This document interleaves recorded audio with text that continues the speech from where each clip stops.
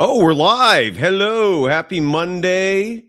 The program is called The Golden Days, and we're now experiencing the hangover part of the post-Steve Kerr extension experience. At least I am.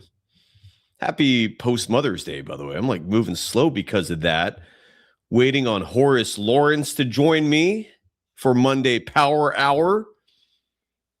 He's the guy who set up Sunrun for us. There we go. I see Horace. All right, he's going to join us in just a second. Not a lot to break down. We'll try to have some fun. I'm curious to see what Horace brings to the table. He's flexing muscles. Dude's wearing a tank top. I see him in the green room. Let's get into this. Again, we are powered by Sunrun. We're powered by FanDuel. And the program is called The Golden Days. Hello, darkness, smile. No, I don't want the ad open anymore. I made that just for one episode. Let me get that out of my catalog. Here we go. The program's called The Golden Days.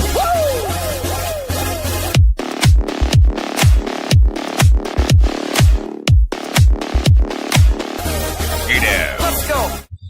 Yeah, let's go. My name is Cyrus Saatsaz. You can follow me on Threads and Instagram at DogWildover. On Twitter, my handle is @SurfJournalist. The program on both platforms at Golden Days Pod. We're powered by both FanDuel and Sunrun. Really quickly on the FanDuel tip, and then I'll bring Horace Lawrence on the show to talk about whatever's on his mind with the NBA. I'm curious if you watched the Kevin Hart roast. Going to play a few clips where Draymond Green got dragged by various Hollywood celebs. It was a good time. I haven't watched the special yet. I only saw the clips today, and so I know now what I'm doing tonight. I'm watching the Kevin Hart roast. Draymond Green was one of the panelists, but there's also NBA action and some huge games going on. Again, courtesy of, and these lines are courtesy of FanDuel, the official sportsbook of Golden Days. Game 4, Pistons, Cavaliers. Cleveland trying to tie the series up, making a best of 3. Detroit trying to take a commanding 3-1 series lead. Well, the Cavaliers favored in that one, -3.5. The Pistons money line. If you think they're going to win tonight's game, I actually think they will. But I'm not feeling strong about it. But if I had to bet, I'd bet on the Pistons money line +138. The OU on that one, 213.5, courtesy of FanDuel. I'll mention the line for Thunder Lakers game 4. I think it's safe to say that's going to be a sweep, maybe a gentleman's sweep. Who knows? Maybe the Lakers pull one out. Just to save some grace. LeBron James trying to avoid being swept for the 4th time in his career in the postseason. In case you're keeping track, that would be 4 for LeBron, 0 for Stephen Curry. And the Thunder favored by 11.5 in LA tonight, looking to close out that series with a sweep. The Lakers, if you think they're going to extend this one, +440. The money line on that. And then tomorrow, we're going to see game 5 of what is now a best of 3. Victor Wembanyama cleared to play. He did not get suspended for the flagrant 2, so he is active. And Minnesota favored. No, I'm sorry, San Antonio in game 5 at San Antonio favored by 10.5 to take a 3-2 series lead. The money line on that one, if you want to bet on Minnesota to pull off the upset in San Antonio, +360. The OU on that one, 218.5. Again, all those lines courtesy of FanDuel. And we were going to bring on Horace Lawrence. Horace, how the hell are you doing? Right. Welcome to the show. You're joining me in a car. Are you in Texas? You're all over the place. I just got to Houston, to the Houston office, right? Oh, my God. So I'm just excited to bring this to the nation, right? Our nucleus is obviously the Bay Area with the Golden Dazers and with everyone in the Bay Area as well. But, I'm just really excited to be part of the show. I'm excited to be part of Golden Days. I'm excited to be part of this magnificent dopamine fix for the masses, right? Thank you. Thank you. Trying. To not only educate the masses on what we have with Sunrun, but, to be able to enjoy this platform and give people an outlet on Monday, which is the lowest serotonin day of the week, that we can provide a great entertainment fix when it comes to sports, when it comes to education, when it comes to everything along those lines. So I'm just excited to be here. Yeah, excited to have you, man. And again, this partnership with Sunrun is entirely because of you. You reached out. You shared a very heartwarming story about how your dad used to be a longtime KNBR listener, and there's the Sunrun hat. And somehow he knew me through those days, which is incredible. And I'm elated that this partnership has emerged. So tell people again. I like to pride myself on hosting a program where I feel confidently that the audience is easily the highest IQ of any program, not just covering the Warriors. I think NBA as a whole. We try to bring some intellect, some rhyme and reason to this because sports and is so much about emotion, passion, about the moment that we sometimes forget that, we as human beings have critical thinking skills. We can apply these incredible brains we're blessed with to everyday commonplace practices. And I bring all this up because if you're a homeowner and you don't have solar, and especially with the fact that Sunrun has no upfront cost, it has you're on average going to save over half of what you currently spend on your bill. It's you're being ethical. There's no gimmicks here. There's no catch here. This is not a scam. And we, as a program, Golden Days, are giving away any item of your choice from our shop, our Golden Days shop, free swag. So in essence, by partnering with Sunrun, you're spending nothing, and all you're doing is getting a smaller bill. You're getting a free clothing or just gift item from our shop. Some of those items are worth nearly $100, by the way. So if you consider yourself a logical person and you own a home and you don't have solar, click this link. It doesn't make sense not to. Horace, what did I miss?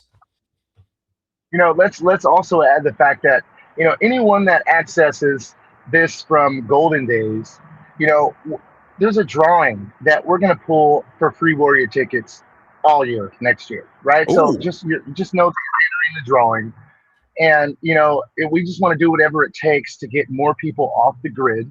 Essentially, what people don't really understand is this is a groundbreaking situation based on it's been years and years for something to actually take place like this. Clean energy's been out for years, and it's gone through so many different waves of changes. And a lot of the bad stigma that comes to this, it's just basically the loans. It's basically the banks and what they've done to basically take away the benefit that we would have by going green. Essentially the electric companies are there to pay you for that power. That's pretty much ended, right? So since there's no dollar for dollar payment for the power that you are receiving from an own system that you have with a loan and a lease or a hard credit check, or something that's going to tie you down when you want to move, that's all out the window now. The bill came out from our president. What happened with that bill was it essentially eliminated solar financing. So now you're in a situation where there's really no solar financing. You're going to have to pay for a system, right? Or you just be part of the block program. And the block program is essential because think about data centers, right? And think about oil-based companies. And let's do that comparison. With oil-based companies, we know that they have to plant trees to offset the carbon footprint, right? So you have these tree planting nonprofits all over the place that just show up to your home and plant trees. You're just looking out the window. You're figuring out why you're getting your free tree. It's just because of the oil-based companies needing to offset the carbon footprint of the pollution that they put in. So think about data centers and the grid pollution that it's adding to the grid. So one data center is around 1.5 million homes worth of power, right? So you have data centers being added all over California, Texas, and different states. And what that does is it puts stress on the grid, right? And it already happened in California, which I'm born and raised in California. And, and from the Bay Area, and a huge Warrior fan my whole life, right? And a big fan of USI as well, and my father as well. Are similar in all those regards, sir. Continue on. Sorry. Yeah. Absolutely. Right. And, the fact that born and raised Bay Area. Go ahead. Yeah. Proud, brother. Proud. And, that's why this is taking place. Our headquarters for Sunrun is in San Francisco, so it's right there in Silicon Valley, and at the same time, just understand that the data centers are polluting the grid, right? So think of grid pollution, right? Think of data centers adding grid pollution. and we're in need to offset that grid pollution. So luckily we have a fund, right, which is the Block Fund, which is a block program, which is tied with Sunrun, and also Tesla is involved. And so this fund is there so data center owners, a few can dump a ton of money in this fund in order to offset the actual grid footprint that the data centers are putting there. So basically, this fund is there to get homes off the grid, right? It's to essentially have you in a situation where it's like, I can't say no, right? So, 94.6% of anyone that goes through QR codes like Cy has here, they say yes, right? Why? It's because of, it's undeniable. There's a fund that's funded by billionaires that allow you to get your clean energy and backup battery covered. And essentially, it's just to get you off the grid. The grid is polluted. The grid is full. We have terrible things happening with blackouts that are rolling. We have things happening with fires. And the electric companies now have so much overhead that they can't go down on their prices, right? I mean, there's a fair market value here where they can't raise their price, but there's an amount that they need, right? So there's a mandate with energy deregulation in multiple states that are telling electric companies, hey, well, you have to lose some customers because of monopoly. So they're saying, hey, we want to lose customers, but we rather lose them to Sunrun. Why? Because if you lose a home to Sunrun, you're not essentially losing a home if you're an electric company. You're able to get that power that they don't use, that surplus energy, it goes to that electric company for free. So essentially, when you get Tesla Electric, like a woman I just took care of, she had a $262 electric bill, right? We dropped her down to $9. Her electric bill is only $9. She only $10 for the power. We want to wrap now. it up. That's we don't want to be an infomercial here, Horace, but yeah, but the savings are incredible. Yeah, go ahead. Yeah, no, but here goes. I look, the 262's down to $9. That's great, right? And the solar payment is 121 for this woman. So she's paying 121 plus $9. She was paying 262 going up every year. Now she's paying 121 plus 9. She has a Tesla Powerwall for blackout protection. She can charge electric vehicles. She can move whenever she wants because there's no lien, there's no loan, there's no hard credit check. And you're able to take advantage of the block fund to get off the grid. And it's a once in a lifetime, unprecedented time, and we want to use the funds when it's there. Hell yeah. And the link is also available in our description on YouTube and our podcast pages. So either click that link there, click the QR code here. Again, all new customers, in addition to immediately just saving money, no money out of your pocket. That's the crazy part. You can support this program simply by registering, partnering with Sunrun, partnering with Golden Days. We'll give you swag, and you're saving money immediately. There's no negative here. Come up with a negative. I dare you. If you are a homeowner and you're pushing back, so far the only drawback I've seen, and forgive me if I sound like an a-hole saying this, but roll with me for 1 second. I've already reached out to my friends going, dude, what are you waiting for? Sign up. And so far the only pushback I'm getting is from all my most of my friends are male and their wives. And I keep going back to my buddies going, dude, is there any logic? And they're just like, they're just afraid of change. And I'm like, Jesus Christ, man. Like you got that is not a valid excuse. Just being afraid of change, yes, that is human behavior. But again, we're trying to roll logically here. So do the logical thing. Save some money immediately. Convince your partner if they're pushing back. There's no negative. This is insane. This is an incredible deal. And if you have kids, you can immediately buy them something from the store. It's an incredible deal, Horace. Any final thoughts before we start to talk some NBA here? Because I want to pick your brain on the weekend and the Kevin Hart roast. Any final thoughts on Sunrun? Yeah, just last thing here. Cy mentions this multiple times, right? So we're looking at 42% of the country that already has this, right?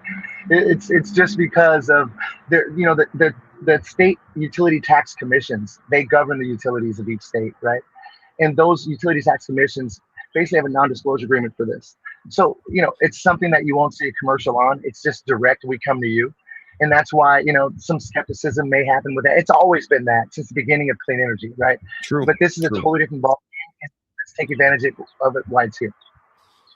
It's and by the way, I see our resident closer Chardal in our green room. Chardal, I just sent you the link if you want to jump on with Horace in a second. For some reason, I just think that would be absolutely hilarious content if we start selling Chardal on Sunrun. I'm here. Right, I'm here. Horace, I lived in the Houston area for 2 years, and I don't miss it at all. It was one of those things where I feel like it was like a paying your dues experience. It was my first 2 years as a full-time professor. I was just trying to gig out. Back then, Yahoo Sports Radio also had their headquarters in Houston, so I was a fill-in host for them. But I did not like it at all. And the main reason, there was two reasons primarily. One is the weather. It's disgusting. It's every negative thing you have ever heard about Houston, every stereotype when it comes to the weather, humidity, heat, disgusting. It's true. Like there's no pushback on that whatsoever. And then the other thing is back then it was just a very constrictive environment in terms of social freedoms.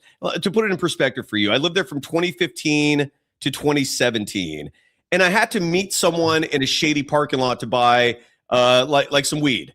All right, that's not how I roll in life, man. I need my dispensary. I need some quality. I digress. I'm a stoner. I've never hit that for a second.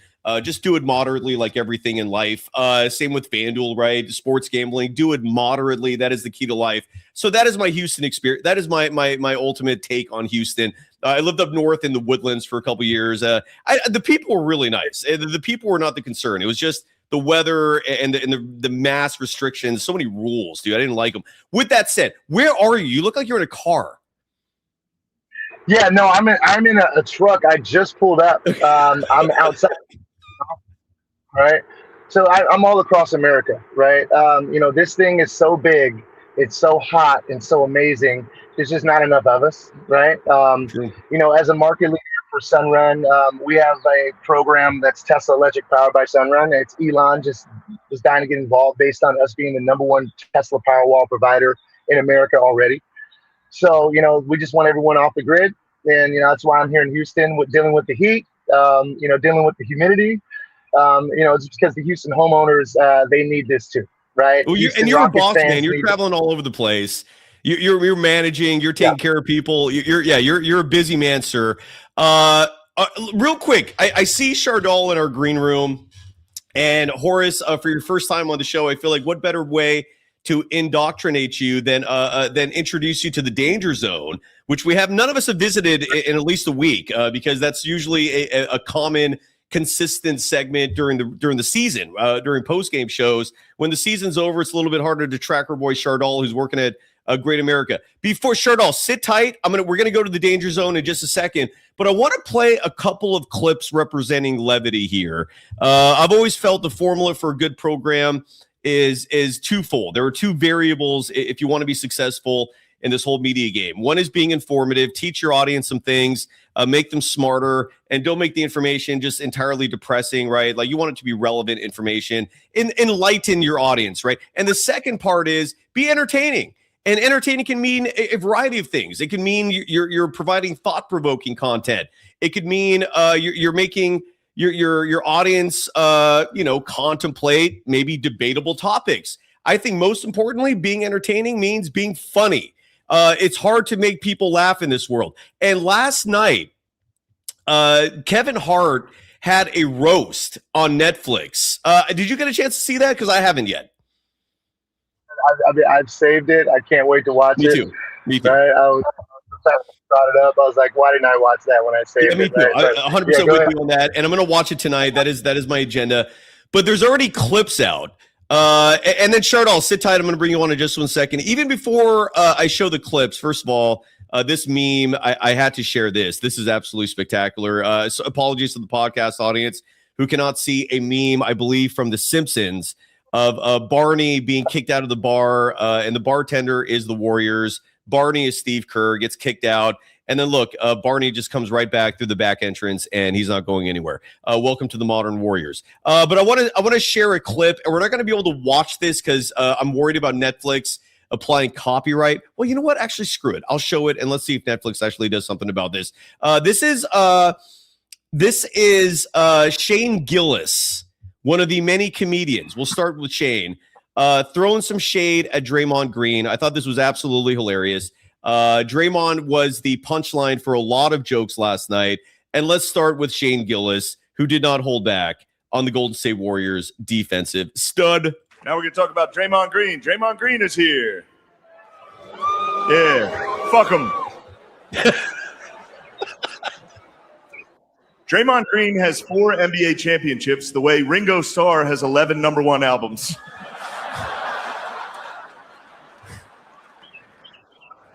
Draymond's always taking credit for the accomplishments of his more talented friends. See, Jeff, it's not just you. Draymond is the first player to make 4 All-Star teams for just setting picks. Thought that would get more. Fuck you guys. You don't know ball. So we start there. Any reaction to that, Horace? You don't have to have one. It's okay. A lot of heat right now based on what happened on Inside the NBA, right? When he couldn't be the butt of the joke, right? Right. And they said that's where the talent comes from, is being able to be the butt of the joke, which we laugh at, and being part of that, it's being part of entertainment, right?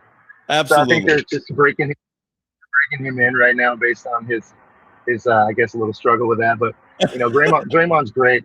I met him once. He was amazing when I met him. We just had a ball with him, right? So where'd you meet him? I know he's a great. I met him in San Francisco. David Lee, one of my buddies, he invited me to his birthday party, and Draymond was there, and everyone else was there as well, right? But so I got to hang out with Draymond. He was a class act that night, man.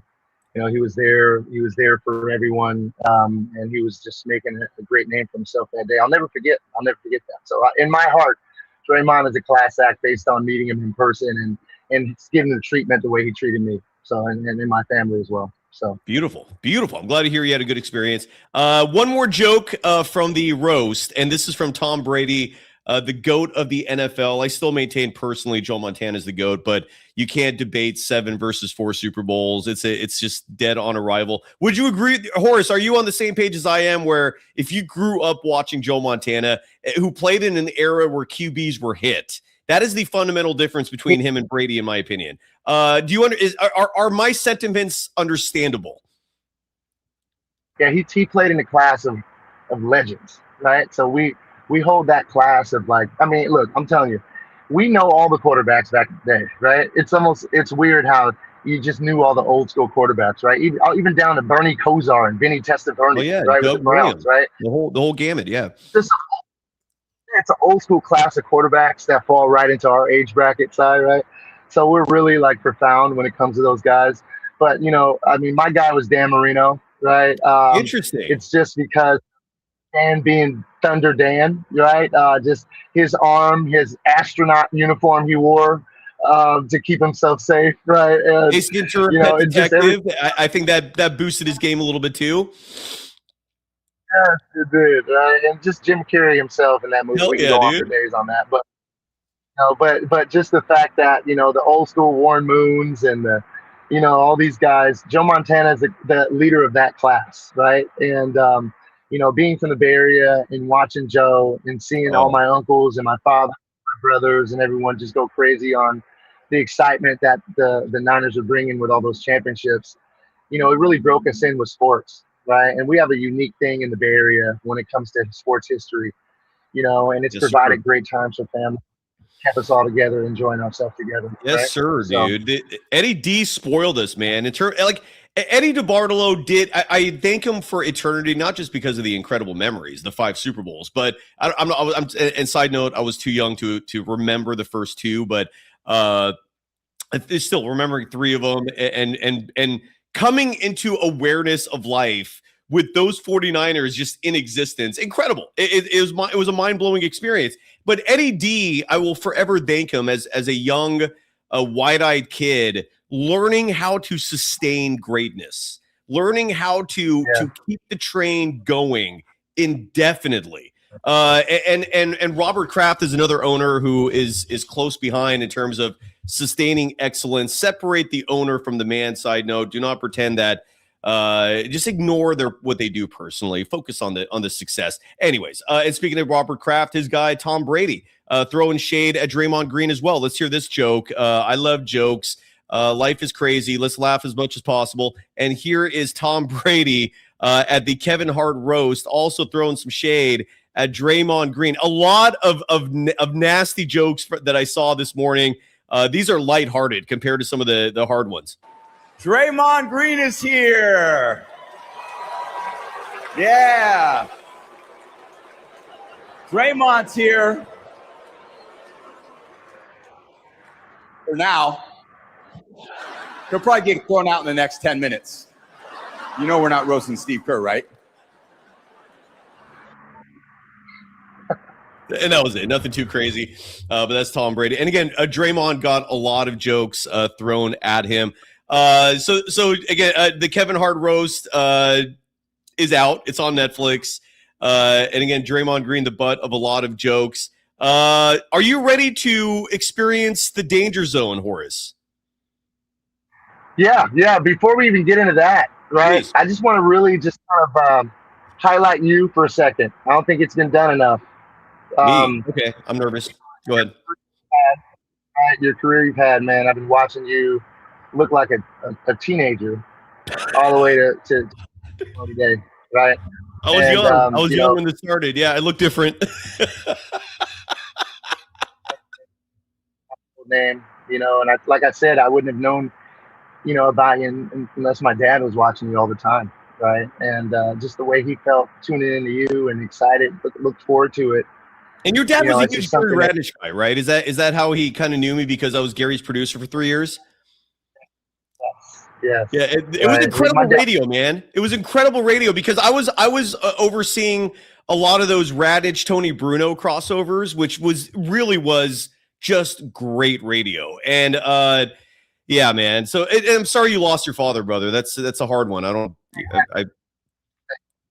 dad, he played with the Niners when they had leather helmets back at Kezar Stadium back in the 60s, my father. Wow. He was a police officer. He was the first minority police officer to ever have a patrol car in the history of San Francisco Police Department, my father. That's a hell of a claim, dude. He got a lot of love for that. He caused a huge pileup on the Bay Bridge, one of the biggest pileups they ever had in history. Just because he was a motorcycle cop as a brother, way back in the day, and he was just pulling people over, and everyone was like, "Who is this brother pulling all these people over on the freeway?"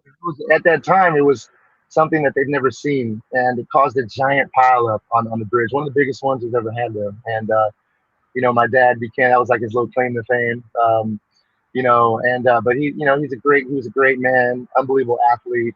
He used to hang out with Santana and Bill Walton and all these guys. My dad, he just knew everybody, right? And as a kid, I always remembered a guy coming to the house playing the guitar.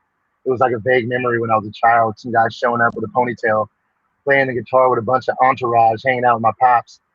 And my mom was like, "Yeah, that was Santana." The great Carlos Santana, one of the greatest guitarists ever. It's top 5. Absolutely, man. No pushback on that. That's incredible, brother. Yeah, you are Bay Area entrenched, and now,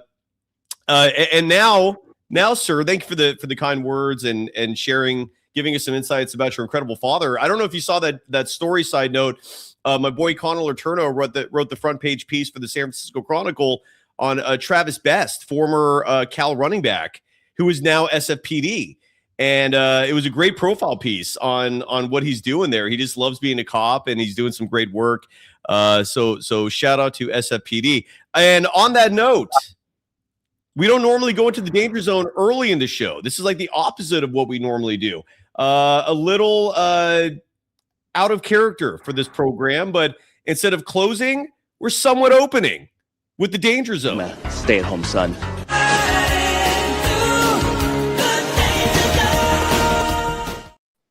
It's too early for the danger zone. This feels bizarre to me to be going to the danger zone. We're recording this. It's now 12:51 p.m. Pacific time, 2:51 where you're at, Horace, in deathly Houston, Texas.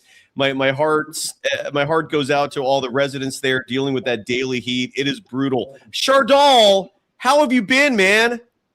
Hi, Sai. I'm doing great. How are you doing on this Monday afternoon? I'm a big fan of your YouTube channel. You make some great content videos on the platform. And I'm a massive fanatic of you. Fanatic, Jesus Christ! I'm regretting not putting my hat on. Is what I'm dealing with right now. But otherwise, I'm doing. Shardal, how are you doing? And first of all, Shardal, introduce yourself to Horace Lawrence. He's going to join us every Monday for Power Hour. Hi, Horace Lawrence. It's great that you're on the program as well. How are you doing? How are you doing on this? How are you doing on this Monday afternoon? Doing great on this Monday, man. I've watched you on the show. You're a great contributor. I want to tell you thank you for the entertainment you've provided already, right? Sure, and it's just exciting. Really, that's a massive honor coming hearing that from your mouth. It is. It's a hell of an honor. Shardal, you're working at Great America this summer. How's your experience going being there? I'm having a good experience so far at Great America. I'm loving it. Have you had anybody approach you saying they know you from the show?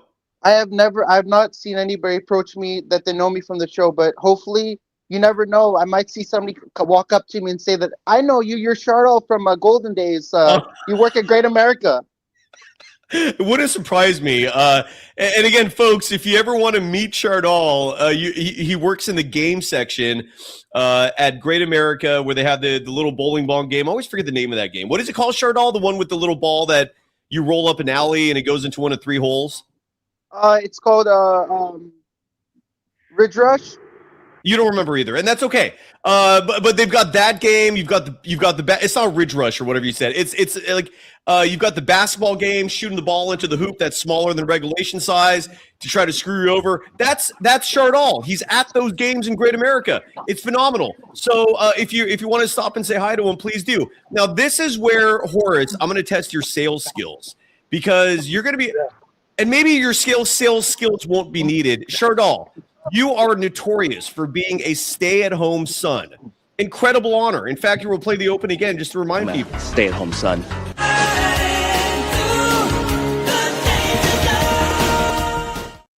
Subscribe to SGA Sports Talk. That is Shardal's YouTube channel. Shardal, you are a stay-at-home son. It is one of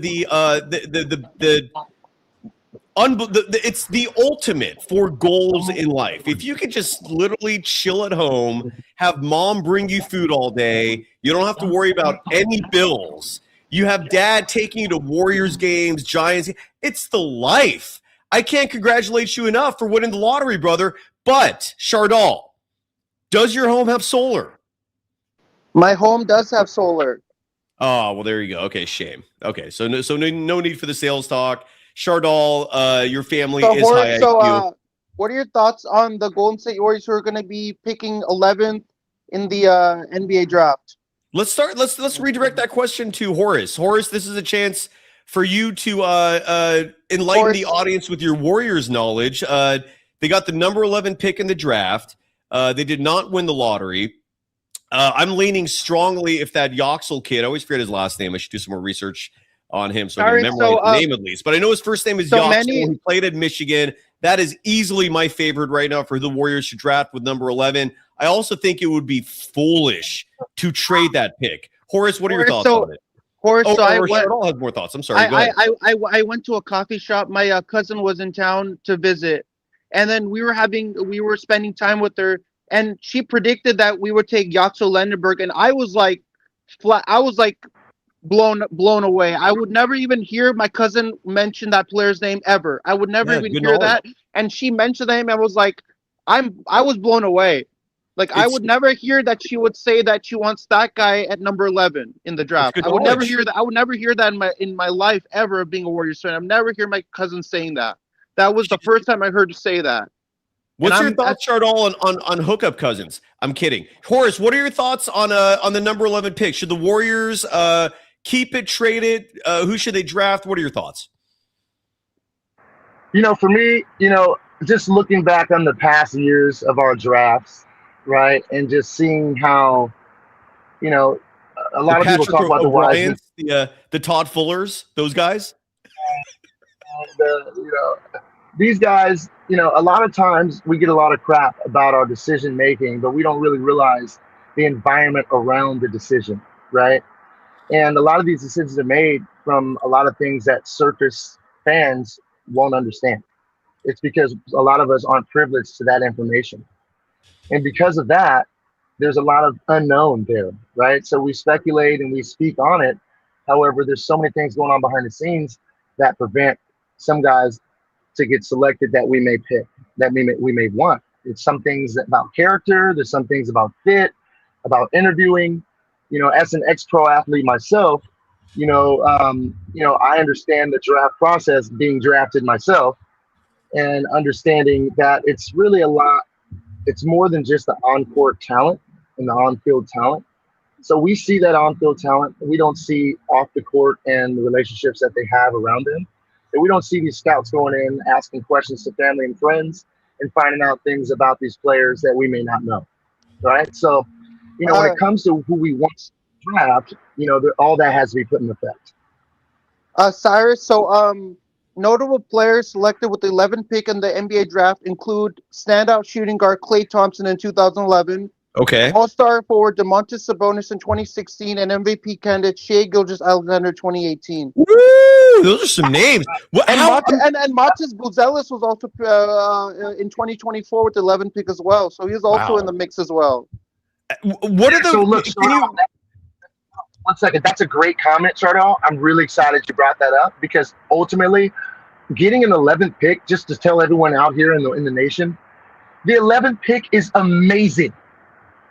You get unbelievable talent at that spot in the draft. So understand it's about what. So here were the things. So in 2011, Klay Thompson, 2012, Myers Leonard from Portland, 2013, Michael Carter Williams from Philly, 2014, Doug McDermott from Denver traded to Chicago, 2015, Miles Turner from the Indiana Pacers, 2016, DeMontis Sabonis Orlando Magic traded to OKC, 2017, Malik Monk Charlotte Hornets, 2018, SGA Charlotte Hornets traded to LAC, 2019, Cameron Johnson from the Suns, 2020, Devin Vassell, 2021, James Bouknight Charlotte Hornets, 2022, Ousmane Dieng New York Knicks trade to OKC, 2023, Jet Howard Orlando Magic, 2024, Matas Buzelis Chicago Bulls, and 2025, Cedric Coward from the Memphis Grizzlies via Portland Trailblazers. Ooh. Who do you think is going to be who do you think are they going to, and the 2026 with the 11th pick in the 2026 NBA draft, the Golden State Warriors are going to select Yaxel Lenderberg from Michigan. That would be my preference and my prediction. I also agree with Horace that there's a lot of dynamics at play here.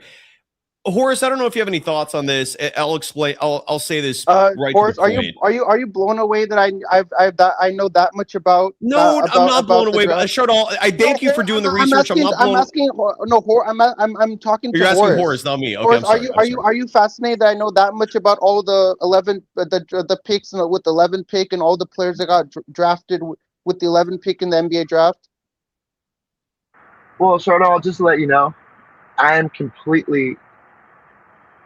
I figured just based on your intelligence level and your ability to focus and stay on a subject and really pry in and get it done. I've watched you and your research and I've saw that you honed in on certain topics and really were really elaborate on those topics. I expected you to come with something fascinating like that. I'm just going to let you know now. And Chardal, can you do me a favor, if you don't mind, sir, real quick? Look up the history of Warriors number 11 picks. We know Klay Thompson is a former number 11 pick. Are there any others? Do you mind doing that research for us 1 second? I'll do that research for you. And then you can talk to Horace, but I'm gonna do the research. But we're not moving on. I just, if you don't mind, and while you do that, I have one quick little take that I want to spit out because it's to me, it's obvious. Except in the case of the Golden State Warriors, who are now playing this weird game the last 2 years of Stephen Curry's career. Horace, you mentioned a moment ago you're a former professional athlete. You played baseball. You made an unbelievable amount of connections. And so maybe you'll understand this metaphor that I'm going to bring out here to compare with Stephen Curry. The San Francisco Giants, the last 2, maybe 3 years of Barry Bonds' career, were dead in the water in terms of a baseball team being competitive. And I loathed what the Giants were doing those last few years because they knew they had a moneymaker in Barry Bonds who was chasing that home run record. And the stadium was selling out night after night. And the team surrounding Bonds was garbage. But the Giants knew They had the moneymaker. They had a guy who was chasing this historic mark. And then when he passed that mark, every additional home run was just going to add to the record. So they cared more ultimately about selling tickets than about winning. And it was because of Barry Bonds. We fast forward to 2026, and I see an almost identical situation with the Golden State Warriors where Joe Lacob has decided ultimately to put Stephen Curry's needs above all else. And it's hard to push back on that. It's Steph, right? It's such a tough situation. Me personally, and this goes back to Eddie DeBartolo. Eddie DeBartolo, and a lot of you, I'm guessing you're too young to remember this, so I'll try to paint the picture as clear as possible. Eddie DeBartolo decided Cyrus? very early on, we're not going to write out Joe Montana until his arm falls off. They came up with a backup plan in Steve Young. The successor was there for years in the making. And the moment they saw that Joe's body started to fall apart, they were like, time to move on. And Joe finished his career in Kansas City. Was it an idealistic, romantic, nostalgic type of ending? Hell no. Did the fans move on in 2 seconds? Hell yes, because life goes on. And the Niners won a 5th Super Bowl with Steve Young at some point. Me growing up witnessing that was all I needed to see to understand how to sustain greatness. And sadly, until very recently, I thought Joe Lacob had a similar cutthroat mentality in terms of putting winning above all else. We now know that is not true. He'd prefer maintaining Stephen Curry's happiness, his status. And what I'm trying to say here is, okay, fine. The Warriors have made a choice. I'm not done yet. And so the Warriors have made a choice where basically we're gonna finish Stephen Curry's career, making sure he's happy. He built this house. He's the reason we have 4 championships. So whatever he wants, we'll do. And I mention all this because we talk about that number 11 draft pick. Don't trade it. It would be one of the look, on one hand, I get wanting to keep Stephen Curry happy. I get it. On the other hand, you have to be pragmatic as an organization. Trading that pick for, let's say, Kawhi Leonard, okay, great. So you sacrifice the future so that you can maybe win 40 games. Maybe. Well, while hoping and praying that Kawhi Leonard himself, who's turning 35 this year, stays healthy. I guess my ultimate point is this team is not winning another championship. This team is not even a championship contender. Like the way I look at this Warriors team for next year, I don't even think they're winning the play-in because the amount of teams that were tanking last year, they're not going to be tanking this coming season. They're going to be competing. Teams like the Jazz, teams like the Mavericks, teams like the Grizzlies, they're all going to be pushing. The Pelicans might actually be good this year, and the Warriors are a year older. That's it. So my point is, don't squander this draft pick so that you could have a band of old men out there that might make you feel good about Stephen Curry's chances for like a week before some injury derails all hopes of the Warriors. Because again, that's what happens. Charles Barkley was right. Athletes get old. They don't heal as they get older, man. You just get old and you wither away. Sports is for young people, and the Warriors are now an old team. So make your team a little younger, build for the future, use this goddamn draft pick, and don't trade it away for some old piece that will not amount to anything except maybe 5 to 10 more regular season wins and nothing in the postseason. Because again, Stephen Curry is too old to survive 4 rounds in the playoffs. I'm sorry. That's just a reality. And a lot of people don't want to accept that. He's turning 39 next year. He turns 40 the year after that. This thing is over. So great. The Warriors are at a point now where they want to make Stephen Curry happy. Fine. Don't throw away the future in the process. Please don't trade that draft pick. I'm done ranting. Horace, any thoughts on that? Horace, so the 6 players that are going to be targeted to get to be selected with the number 11 pick in the draft are LeBaron Villain Jr., point guard from Alabama, AJ DeBonsa, small forward from BYU, Darren Peterson, guard from Kansas, Caleb Wilson, small forward from UNC, Cam Boozer, center from Duke, and Yaxo Lendeborg, power forward from Michigan. Out of those 6 players, who do you think will the Warriors select with the number 11 pick? And are you just winging it, or you want a specific player to be drafted? Obviously, he's going to fall to 11, of course. Yeah, that would be the first pick. If after that pick, I think they'll go with a son of a future past player. That's just what we love.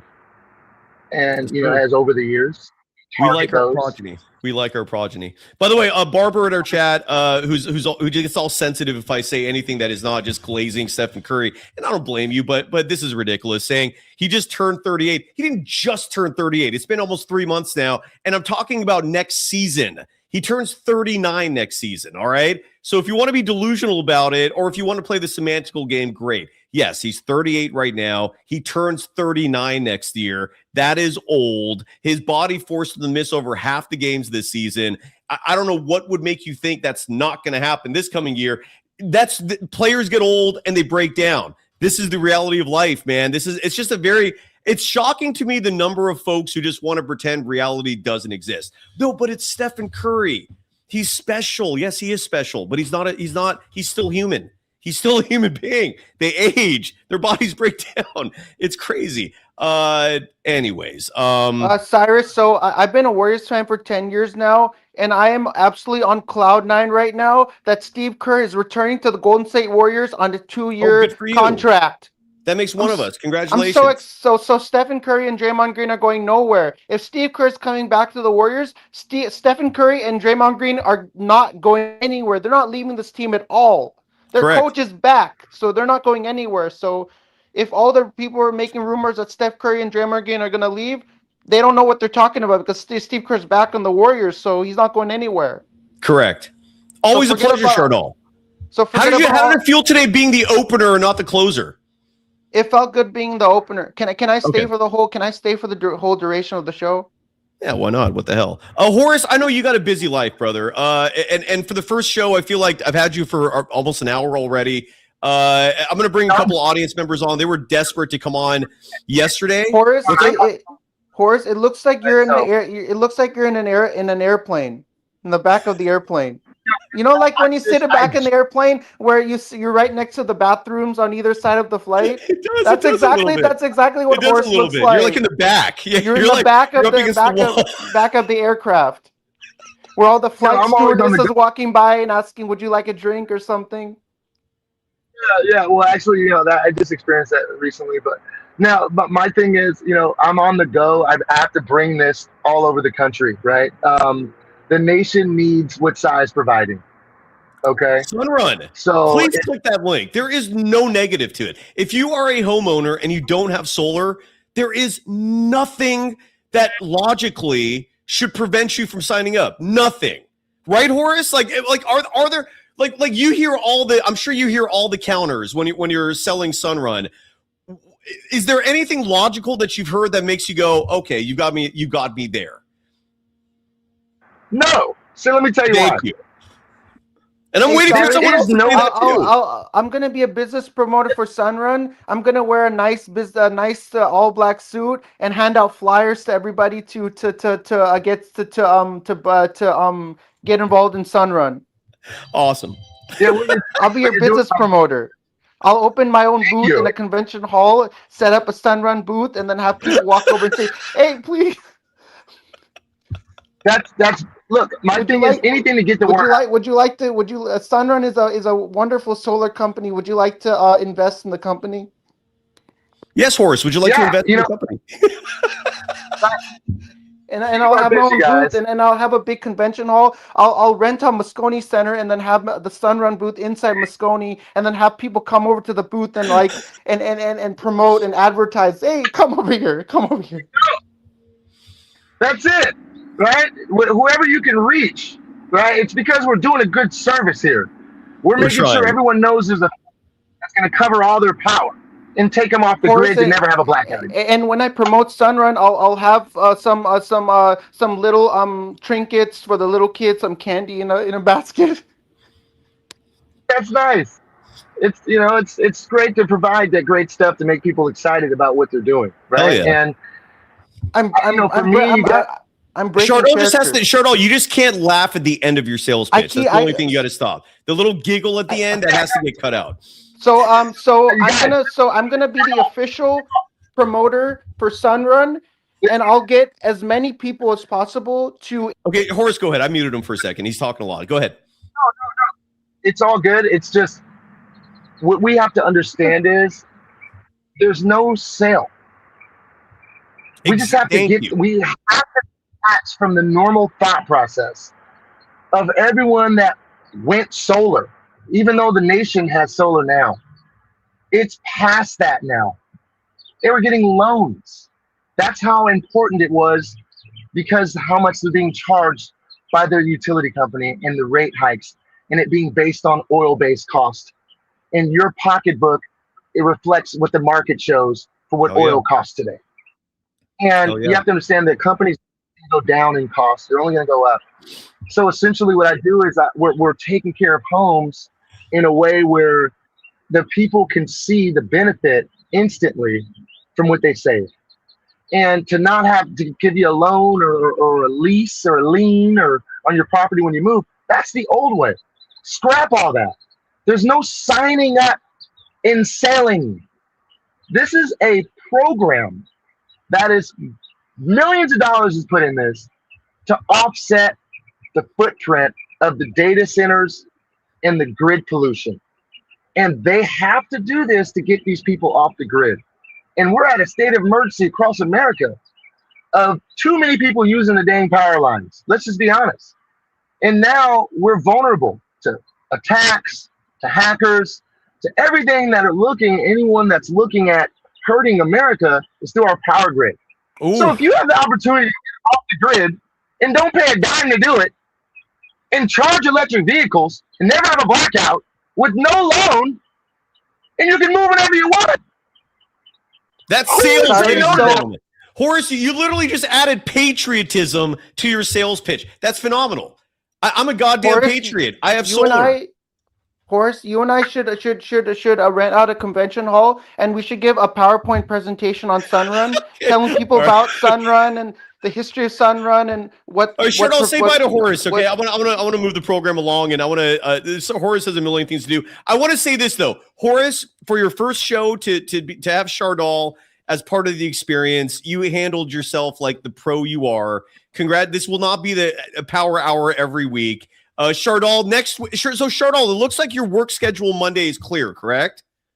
My work schedule Monday is cleared. So moving forward, starting next week when we do Power Hour, Horace will join us at the start of the show, and this will be the routine every Monday. But Chardal, you will join us as the closer every Monday. Does that sound good to you? That sounds good to me. Cyrus, I really love everything you do. I love everything you do. I really love all the coverage that you do cover on the Warriors.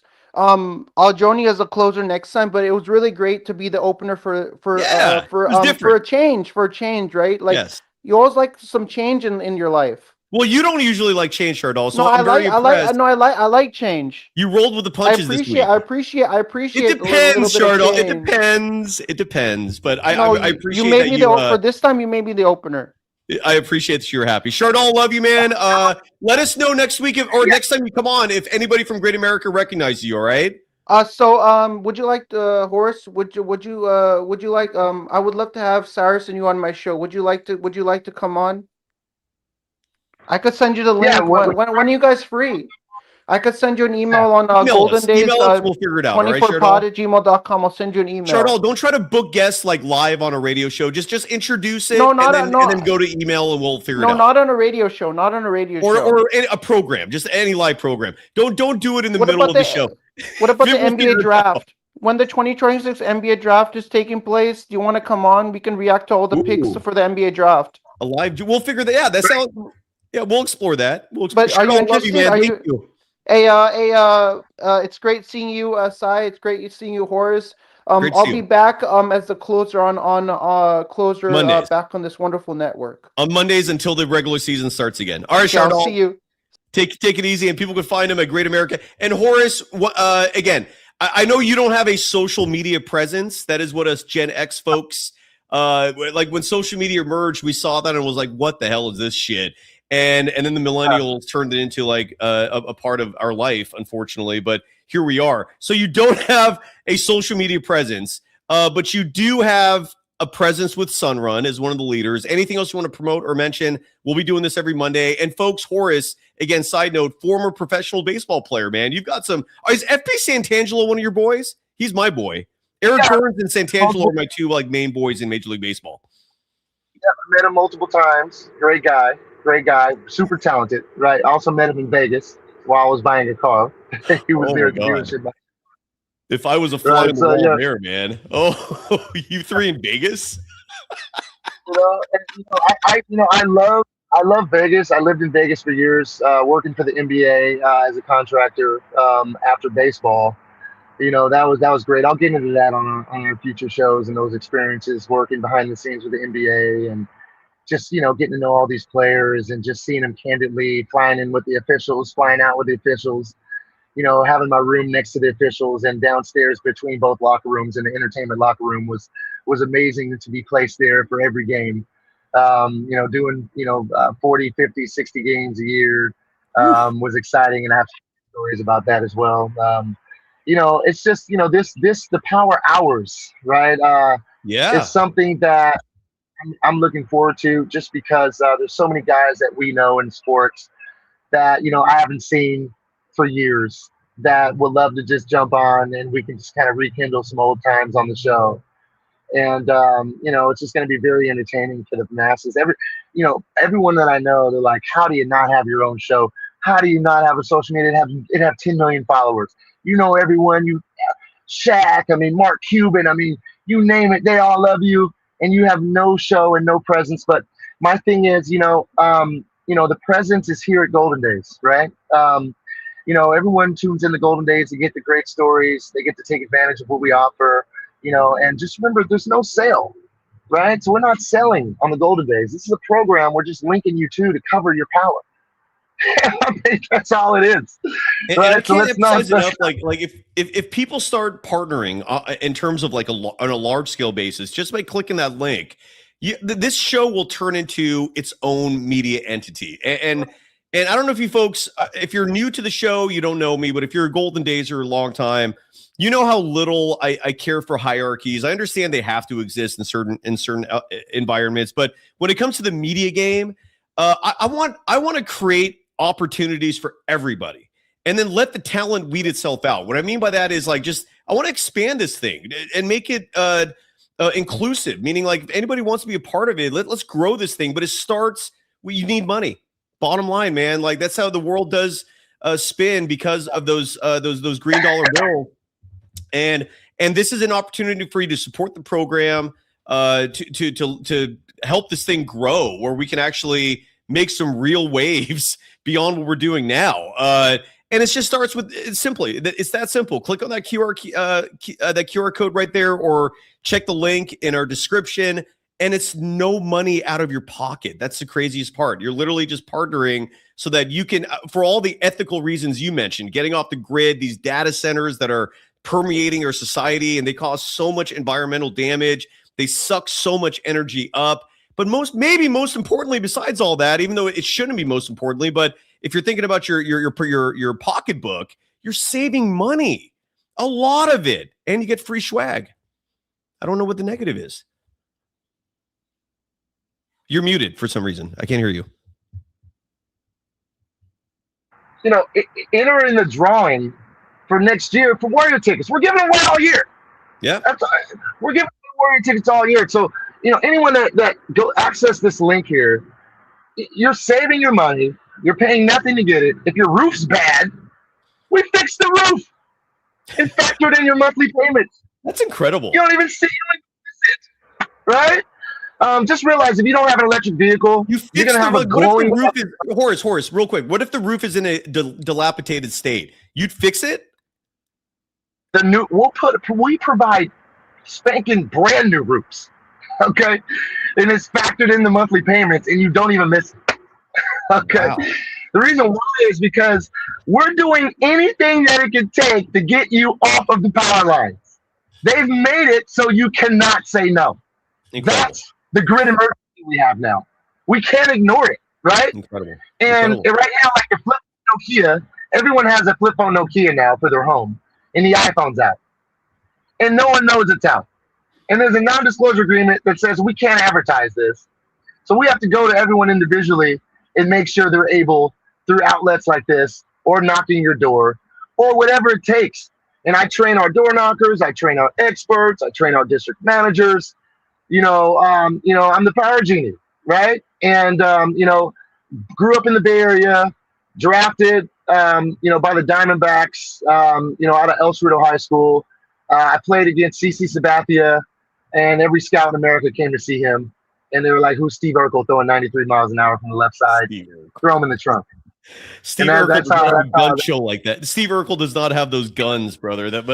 That's funny that they thought that 20 some odd years ago. If what you say is true, maybe that was just in your head. I don't know. No one called you Urkel, did they? No, I mean that's basically the scout that calls me that today, right? He's, so it's just, for me, it's just this show is so awesome, and it can bring so much.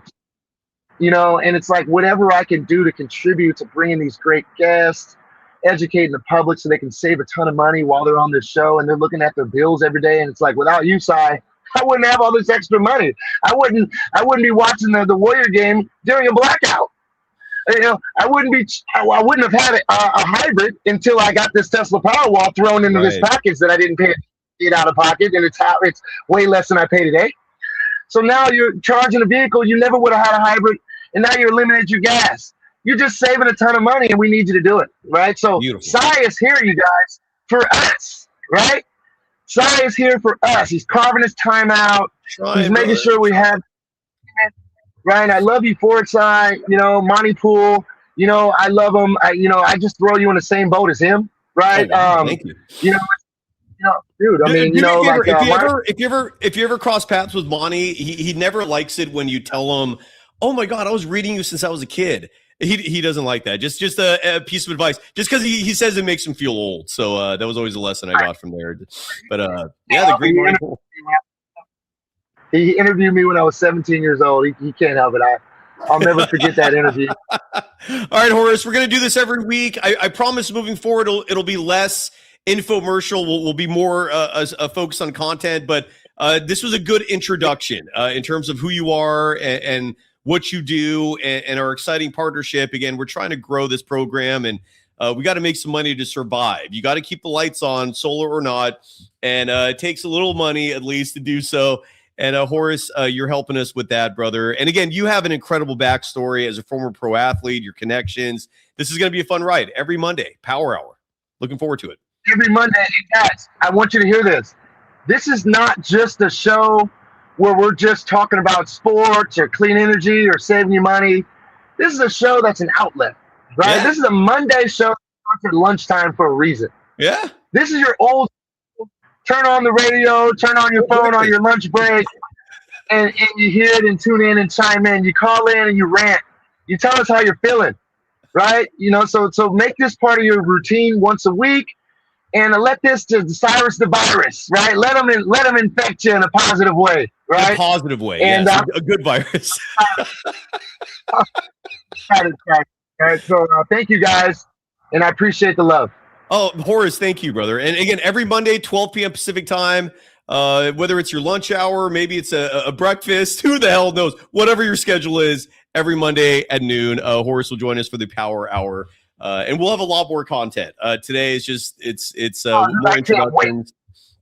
I can't wait to our talking points. I can't wait to get our stuff. Exactly. Dude, I mean, we're going to hound Stephen A to get on. We're going to hound Draymond to get on. We're going to get David Lee on.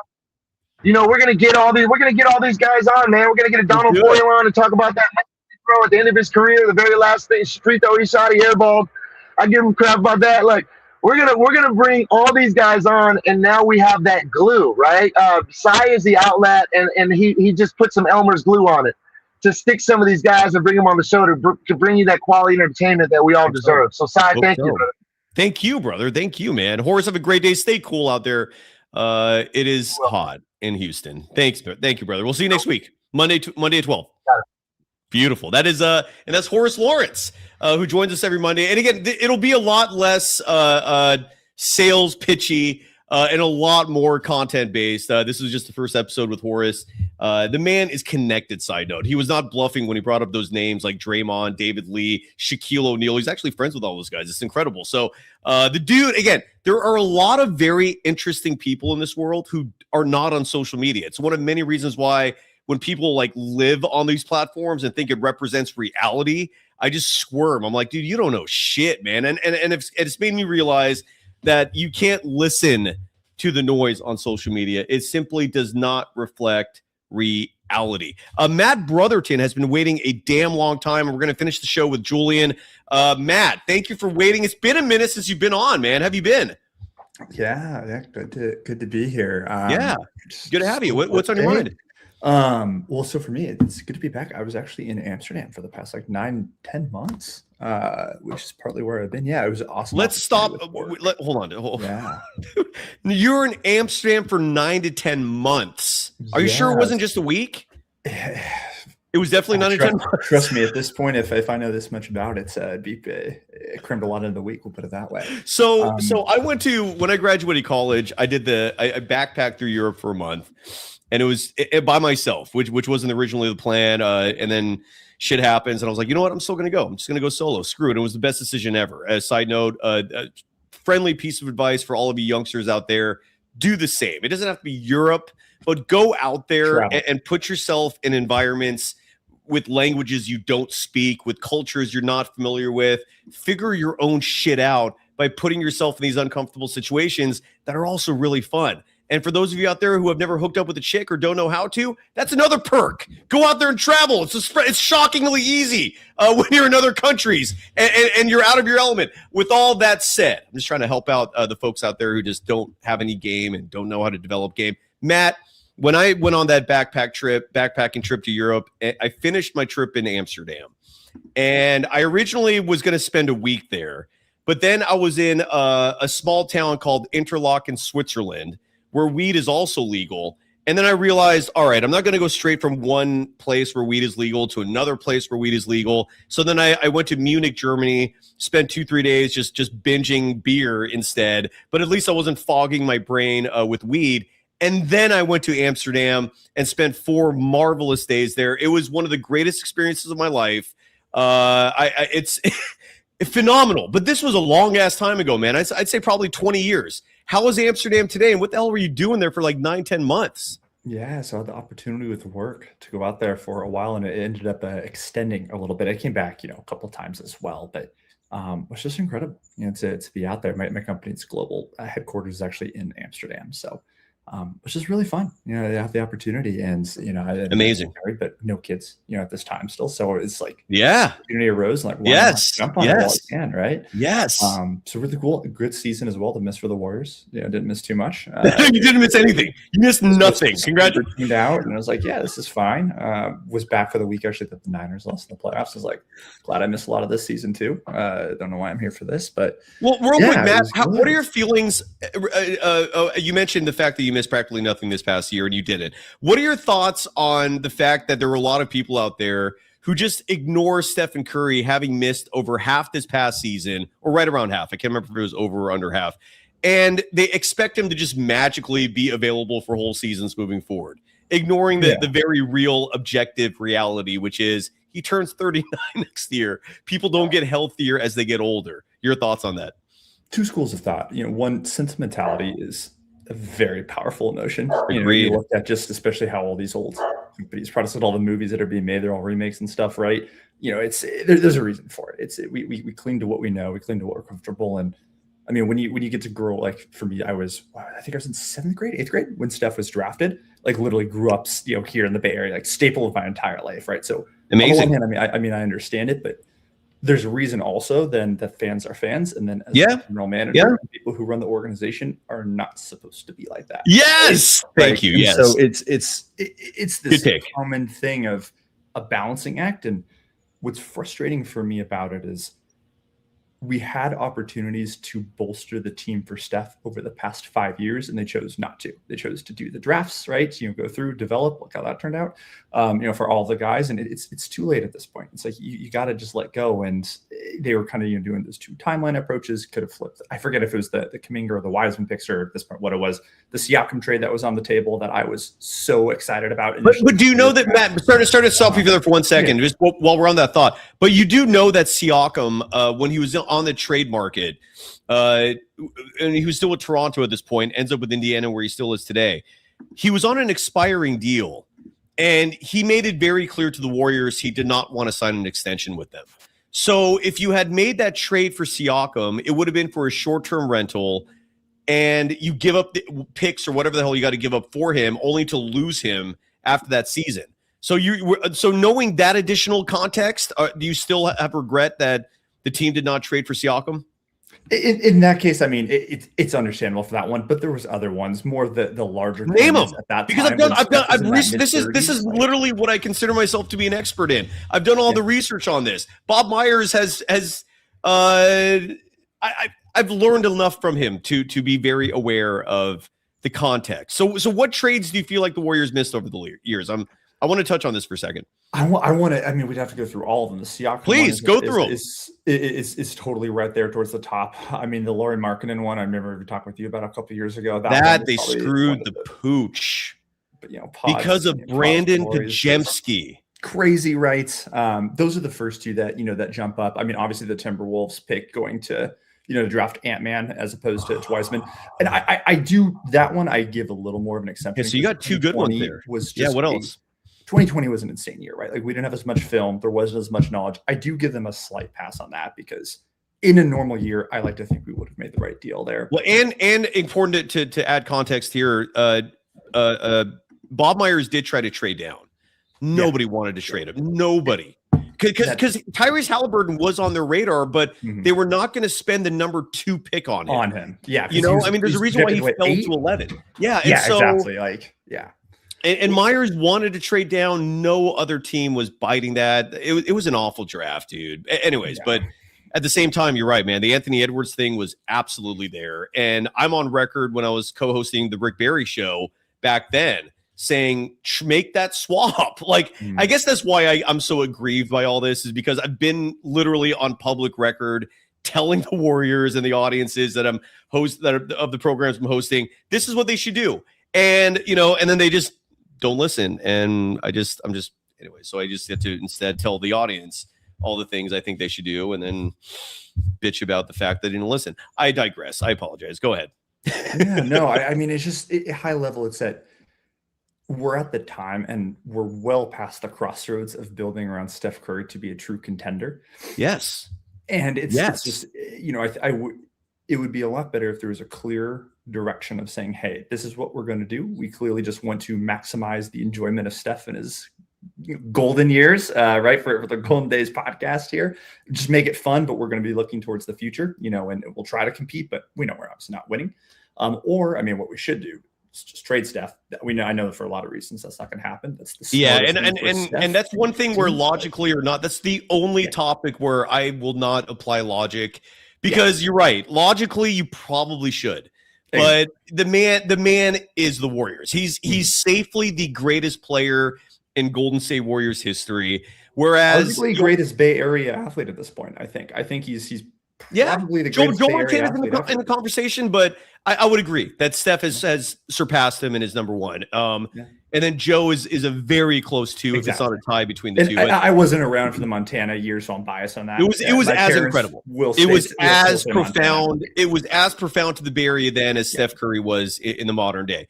He was a god. It genuinely shocks me that another athlete came and challenged him for that title up top the mountain peak. I never in a million years thought anybody would do it. And here's Stephen Curry now, and they either share the mountain peak. Steph's alone for younger folks like you who didn't get the Joe Montana experience. If you're old enough to have experienced Joe Montana's greatness, they share it. They're right there on top with each other. It's incredible. It's incredible. It is the Mount Rushmore. But this is what I'm talking about in terms of a little delusion. And I don't know if you agree with this, Matt, because you're bringing a lot of common sense to the show. I respect that. No, not this one. Hold on. I apologize. Hamza had a comment that I thought I had highlighted. Did I not highlight it? Jesus Christ. Where the hell? So anyways, Hamza said, here it is. Hamza writes, we have to focus on Steph's championship window before he retires. The future is the future. And this is the nonsense that I just strongly disagree with, in that there is no more championship window. It's over. This is why I will push back vehemently against trading the number 11 pick so you can get a guy like Kawhi Leonard, who, side note, we don't know if the Clippers are have any interest in trading him. I don't know who, like, to me, the best case scenario is LeBron James coming to the Warriors without the Warriors having to give anything up. If you're getting him for free, that's great. Yeah. There is no championship. It's over. Like you got to move on from that. And sadly, my messaging will not resonate with anybody. And because if you're that big of a fan, you're going to believe that until Steph's gone. But this is where there is a strong detachment from reality. People thinking that this is still a championship window. It's over.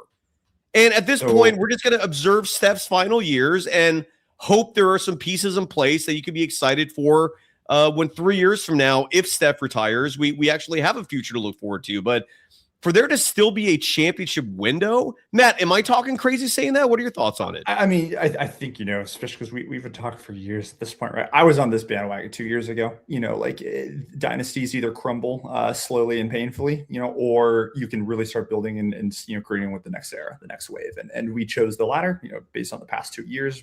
About that 2 year ago window is when we could really flip that switch. And again, I understand it's no one has a crystal ball. It's hard in retrospect. It's hard to let go, but the GMs objectively made their own decisions, right?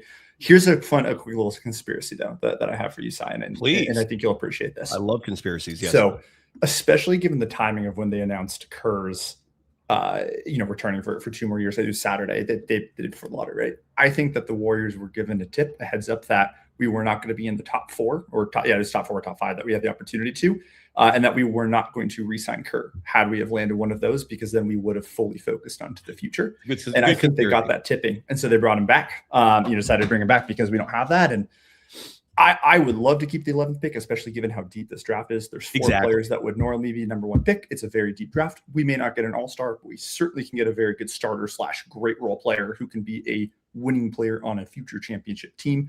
My worry is then, and I know you are going to echo the same thing, are we going to just fuck their development up? Is Kerr going to play them? Are they going to get opportunities? And so, I want the pick. I want to do that. I want to go on that route, especially given some of this young talent that's out there. But on the other hand, if it's just if they're just going to rot on the bench and I'm just going to have to watch another player maximize losing out on money and opportunity, it's well, okay, fine. Let's trade for acquire LeBron just so we can maybe have a couple fun moments in some games and maybe make the reason why, Matt, first of all, I love your conspiracy theory. It's incredible because it was peculiar to me, the timing of the announcement of Steve Kerr's extension. It was and part of me sorry for the noise there. And part of me wonders not so much the conspiracy of, well, the Warriors found out they're not getting a top 4 pick, so fine, Steve, come back. I was thinking more along the lines of, and I think this is less conspiratorial, is that the Warriors gave Kerr a deadline to make a decision, and that deadline was Saturday, so that Sunday they can move forward with whatever they're going to do next. They wanted, that was my suspicion, is that Kerr had to decide by that Saturday, because the fact that we went this whole week without getting any news was, again, peculiar. The whole thing is peculiar. Everything Steve Kerr does is peculiar. And most of it is not peculiar in a good, yay, this is amazing way. It's usually a what the hell is going on now kind of feeling. And I love the conspiracy theory though, because a lot of people believe that these drafts are rigged. Now on that same line of conspiracy, do you still believe it's a conspiracy considering the Wizards got the top pick? So it's no. In all honesty, I'll put it 2 ways. I always think that it's a little bit rigged when they want to, but the fact that the Thunder did not get into the top 4 shows to me that it just further reinforces that it is rigged. Obviously, there's a lot of financial reasons the Warriors should have moved up, but I understand why they didn't move them up.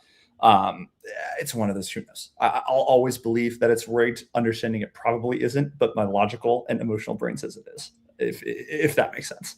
No, it makes perfect sense. And I like what Simon too wrote in the chat as well, saying who would you give? Well, I think the grammar is a little messed up here. I think the insinuation is, who would you trade that number 11 pick for? And that has to be in any discussion. If you're going to talk about trading that pick, who are you trading it for? Because it's going to be attached to Jimmy Butler, and Kevin Durant's now out the window, unless you're just going to force him to play for Steve Kerr, a situation he doesn't want to be in. Side note, bringing Steve Kerr back kind of kills the dream of getting Klay Thompson on a cheap deal to come back home because Clay wants nothing to do with Steve Kerr. So anyways, that was a digression. My point is, who are you going to trade that pick for? Is it going to be Jimmy Butler and the 11th pick for Kawhi? And I mean, is that again, like, there's no there's the school of thought that I'll have with the trade. Any trade we make, we're not a championship contender. So nothing we do puts us all of a sudden as becoming a real serious potential winner, right? So it's all just to maximize fun. The only one off rip that I could think of is Zion, because hey, let's get some fun highlights. Like let's at least get some entertainment and some value, and I'm sure ratings for the Warriors will if he's available. Exactly. I mean, but you can say that for everyone basically on the roster at this point, right? That is true. So that's literally the only one off of straight off rip I could think of. Matt, can you enlighten me for a second here? My boy OMG, it's Manny dropped the $1.99 donation, who writes, "We still supporting you, Cy. On one hand, I say thank you. On the other hand, I say, why do you have the word still included in there? Like what do you mean still? Why would you? Why like what has something happened that I missed in the last? Like, did folks think that I was going to shut the show down if Steve Kerr's coming back? Matt, what is your interpretation of the word still included in that $1.99 donation? Manny, I don't follow. I love you, but I'm a little confused. Matt, what's your interpretation? Maybe he was in Amsterdam with me also and just came back. And so, I can't say I watched the show too much when I was out there. Just the occasional once, twice a week of, let's see what's going on. No, don't need to pay attention to this. I'm going to enjoy the nice Amsterdam life. Our subscription numbers actually went up after that Steve Kerr news. I've had a lot of people come tell me, dude, that news actually saved your program because you're the only one that's actually going to be espousing objective analysis and not just kissing Kerr and Curry's asses type quote unquote analysis. And my pushback to that was, you know what helps this show above all else? The Warriors being good. Like when the Warriors are bad, it hurts every show that covers the Warriors. It doesn't matter if Kerr's there, if Curry's there. When they're losing, people tune out. That's really the bottom line. If you ever are aspiring to host a show that covers a specific team, you could produce the best content ever. You're still going to get some numbers if you're good, but you're not going to experience growth, and you're not going to experience numbers that exceed expectation if your team sucks. There's nothing more toxic. Most people realize how winning championships boosts the local economy. Yeah, not to just exactly. Not to just content local creators, but businesses, from influx of people traveling to see the areas, like location. Prime example would be OKC. Look at their value just these past 3 years. They've been skyrocketing, deservingly so, in the whole town. And they're in the middle of nowhere. It's not the Bay Area or San Francisco. So yeah. Yeah. Welcome. Are you bummed to be back from Amsterdam? Honestly, no. I mean, bummed because, made some great connections, had so much fun out there, but it was time to get back. Stayed a little longer than initially had anticipated. And this is always home. It's always home. Family's here. Friends are here. I love the Bay. I'm born and raised here still. I absolutely love it. So, again, and I also have the opportunity to be able to go back, not for that long, but a week or two or a couple of trips. So, but I got to do what I want to do and live abroad, especially before the kind of family iteration of life begins for me. Beautiful. Congrats. Well, welcome back. You were missed. Your contributions are always welcomed. Did you express everything you wanted to express? I heard a conspiracy theory, which I actually really liked. And again, to remind folks, if you missed that, the conspiracy theory is that the Warriors were informed ahead of time they were not going to get a top 4 pick. So they decided, what the hell, let's just make Stephen Curry happy. My what I've heard from multiple people is that Steph was the one fighting for Steve Kerr to stay. That this was engineered almost entirely by Stephen Curry. Every again, never mind that assistant coaches were informed that they weren't coming back.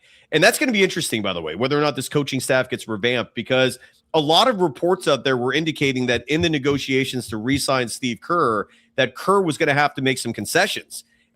Including suddenly being receptive to the front office, telling him to play players, a general philosophical change in terms of youth, and just disregarding them altogether. I'm curious if there's any truth to that or not, but it also would not surprise me at all if Stephen Curry ultimately said, you know what, the idea of my pregame shoot around with Bruce Frazier not there, not cool, don't want it. And so what I heard, I've heard that from a lot of people, that supposedly Steph was the one that ultimately decided. Because it's important to note too, when Klay Thompson left, I don't know if you folks remember this, but there was multiple reports, and I think Anthony Slater wrote the story where it was actually quoted that Klay asked Stephen Curry and Draymond Green not to fight for him to stay. And the message, so that always stuck in my mind, because what that told me is that, okay, so Stephen Curry, and it's not a surprise, this isn't like breaking news or anything, but it's on record that Steph will fight for people to stay or leave. And, you know, Klay probably could have stayed if Steph fought for him, and Steph probably fought for Steve. And look, Steve's never going to want to like voluntarily leave because he's getting paid a shitload of money. I said on yesterday's show, he's collected well over $50 million as head coach of the Warriors, and I probably undersold that. I think it's probably closer to like $80-90 million that he's collected just as the head coach. Unbelievable shit. Like, that guy has won the lottery in life, man. Like, the incident with his dad notwithstanding, but that was a long ass time ago. We all lose our parents. That dude won the lottery, making now nearly $100 million to coach. And wouldn't surprise me if Stephen Curry went to bat for him. Anyways, you had that fantastic conspiracy theory. Anything else we missed? Yeah, one other thing that I want to touch on, and I don't know, and again, I back recently, I have not been tuned in too much, especially the past few months while it's gone. What's going on with Draymond and in the comments, and more from a mental standpoint as opposed to actually, he's always been fiery, he's always been Draymond, love him, hate him, we know who he is, we got to watch him from day one to where he is now. One of my friends made a comment in our group chat the other day, and it was brutal and savage, and it's a little extreme, but it's like, is CTE a thing you get in basketball too? Because it almost seems just like some of the anger, like the spikes, and I mean off the court, that has really been happening, especially in these past couple of weeks, where again, he's always been like this. But when you look back 5+ years ago, it wasn't to this extent, at least off the court, right? And just some of the, I don't necessarily even want to call them shots, but just the fights he's starting, that the Charles one, the Austin Rivers one, agree with him or disagree with him. It's not so much the point. It's more just where's his head at? Is he feeling like insecure about where he views himself, or where he thinks people view himself in the hierarchy of everything? It's just really bizarre to me about what's going on in his mindset right now. He's sold out. I think that's the simple answer, is that he's a player at the tail end of his career. He doesn't want to let go. Steph doesn't want to let go. Kerr doesn't want to let go. And he went from being someone that was always very authentic and genuine, and someone whose every word, regardless of whether you agreed with it or not, you knew at least it was coming from his heart. And he used to make sense. And now he's the guy who's trying to stay relevant. If there's one thing I've heard him say repeatedly where I feel like this matters to him, it's the Hall of Fame induction. and he doesn't really like getting jabs that would possibly hurt his chances of being a first ballot Hall of Famer. So I'm getting some of that in terms of the defensive attitude, but ultimately it's just a guy who doesn't want to let go. And he's now at a point in his career where, instead of being someone who's just, the ultimate goal is championships, now it's sellouts and national TV appearances. And he's sold out. It's sad. I've lost a lot of respect for Dre in these last few months. Draymond Green used to be someone I had a shitload of respect for. I'd usually come to his defense. I still think as a player, he contributes a lot, especially defensively. Offensively, there's a reason why a play hasn't been called for him in 10 years. But defensively, I think he's still solid. But in terms of a broadcasting, a communicator, I'm kind of tuned out, man, because he's now just. There was a time I was so excited to be watching him on TNT. Me too. A couple years ago. I was like, oh, it's going to be great and fun. And yeah, I think you're right. Just the sad. It just sucks, like what he's done and like the decisions he's made willingly. It bizarre to me, but totally in alignment there. And I forget who made the comment earlier, but what I would consider doing, and again, I want to hold on to the 11th pick. That's and focus on developing. But if I could package Draymond on the 11th pick for something to bring it in and move on to the next iteration, I would also do that. That's probably the only way I would consider trading the 11th pick. If we could remove and separate Draymond. Again, with Kerr and with Steph, 0.1% chance of that happening. Yeah. That's the only way I feel comfortable moving the 11th pick, though. Yeah. Good call. Welcome back. Yeah, thank you. I got to jump into because I got a call. Yeah, go. You waited a long time to come on, man. I appreciate you. Thank you. Yeah, I appreciate it. Glad to be back, and I'll be around, especially for some this summer. Looking forward to catching more of the shows. Beautiful, man. Thank you, man. Take care. Have a great day. All right, and last but not least, I love the folks on YouTube will not see the handle he wrote for himself, but he titled his handle as "Return of the Julian." I just read your email yesterday. Now you got a cat on your shoulder, an orange cat. So you got a sassy one over there. How you doing, Julian? I'm good. How about yourself? I watched the show. I did listen to you read the email. I'm glad you did. I send you emails just to inform you, but if you ever find one that's readable for your show, please do. Amazing. Yeah, dude.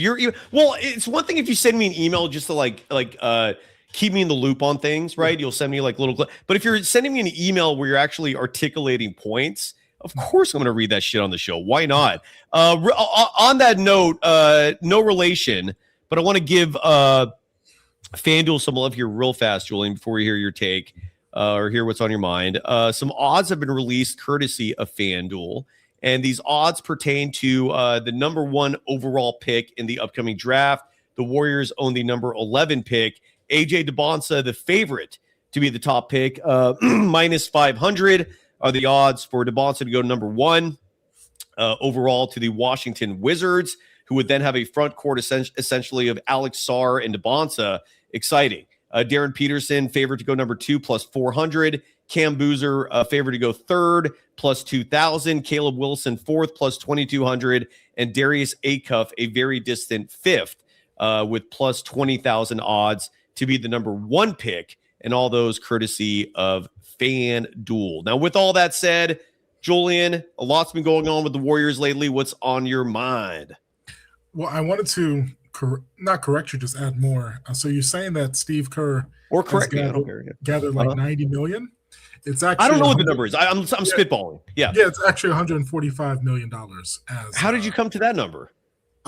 It's on salarywish.com/staff/ I'll just tell you, his first contract was for $25 million. So that was 1, 2, 3, 4, 5-year, $25 million when he first signed with the Warriors. Okay. His extension with the Warriors the second time, starting in 2019-20, was for $47.5 million. For how many years? For 1, 2, 3, 4, 5. So yeah. Okay. So 25 million plus 47.5 million. Then he got that 2-year extension for 35 million. And then now we have the 2-year extension currently. We're saying it's around 35, correct? Or 40? I haven't seen numbers, but what they're saying is that it's I heard the consensus seems to be he's not going to take less, and he made approximately 17.5 million last year. So if you told me he's getting 18 this year, it would not surprise me. Yeah, so if you add another 35 to that, it's around 143 million. So I just rounded up to 145. As a coach, that's some crazy shit. Anyways, thank you for that update. Well, the question is, why is he the highest paid coach? Because if you are the highest paid, you should be considered the best.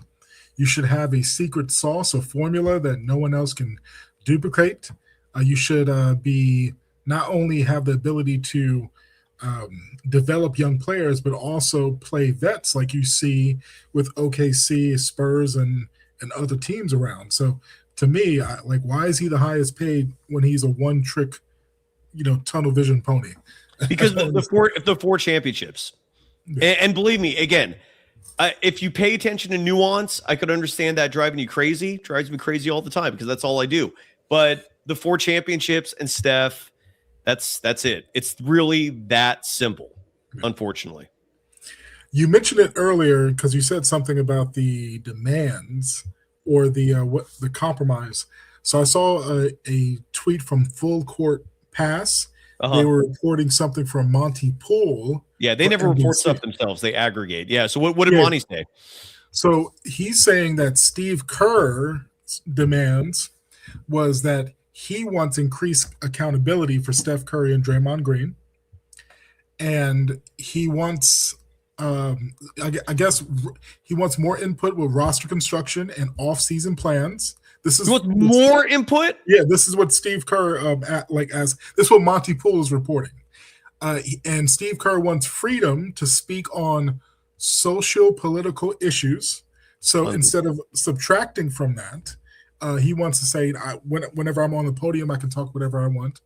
And this stood out to me, flexibility with coaching schemes / young players. So I ask, what flexibility is Steve Kerr talking about when he talks about young players? Does that mean completely leave me alone on the subject and I'll do what I want as a coach?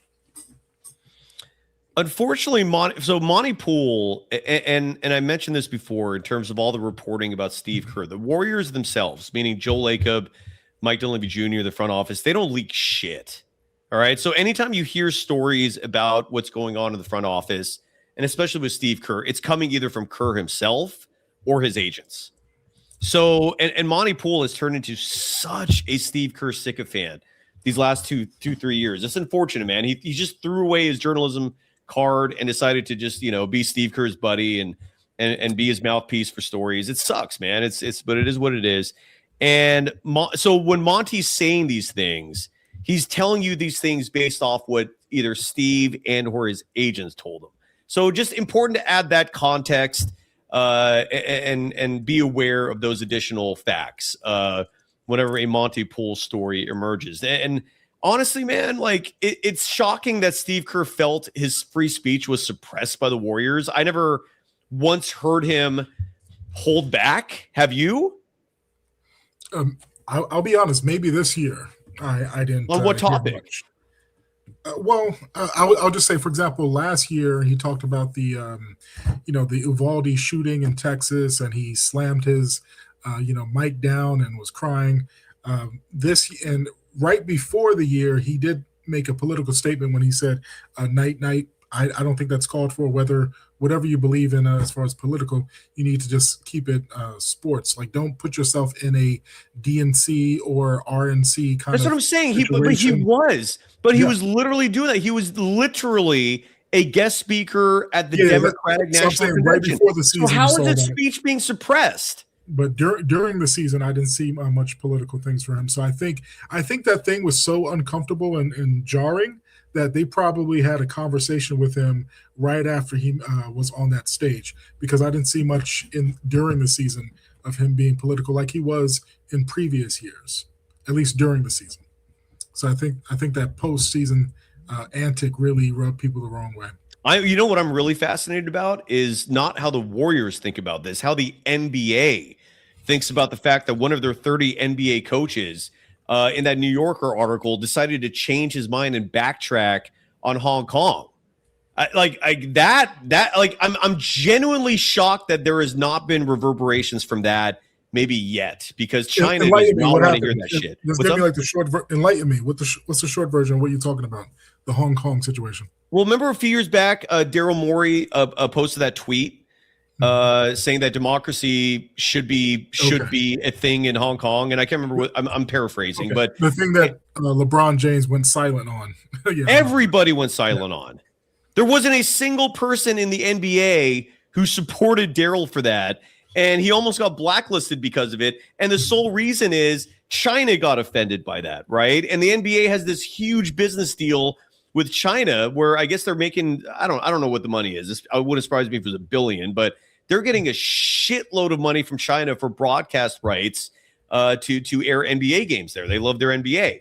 And that got suspended, I think, for a year after Daryl wrote that. And China gives a massive shit about it. That's why I'm shocked. I'm genuinely shocked that Steve Kerr decided in that New Yorker interview, and it's why I thought that was like the nail in the coffin for him, maybe like not coming back, because he backtracked.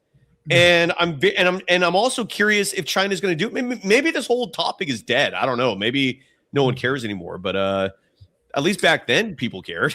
Like a lot of people.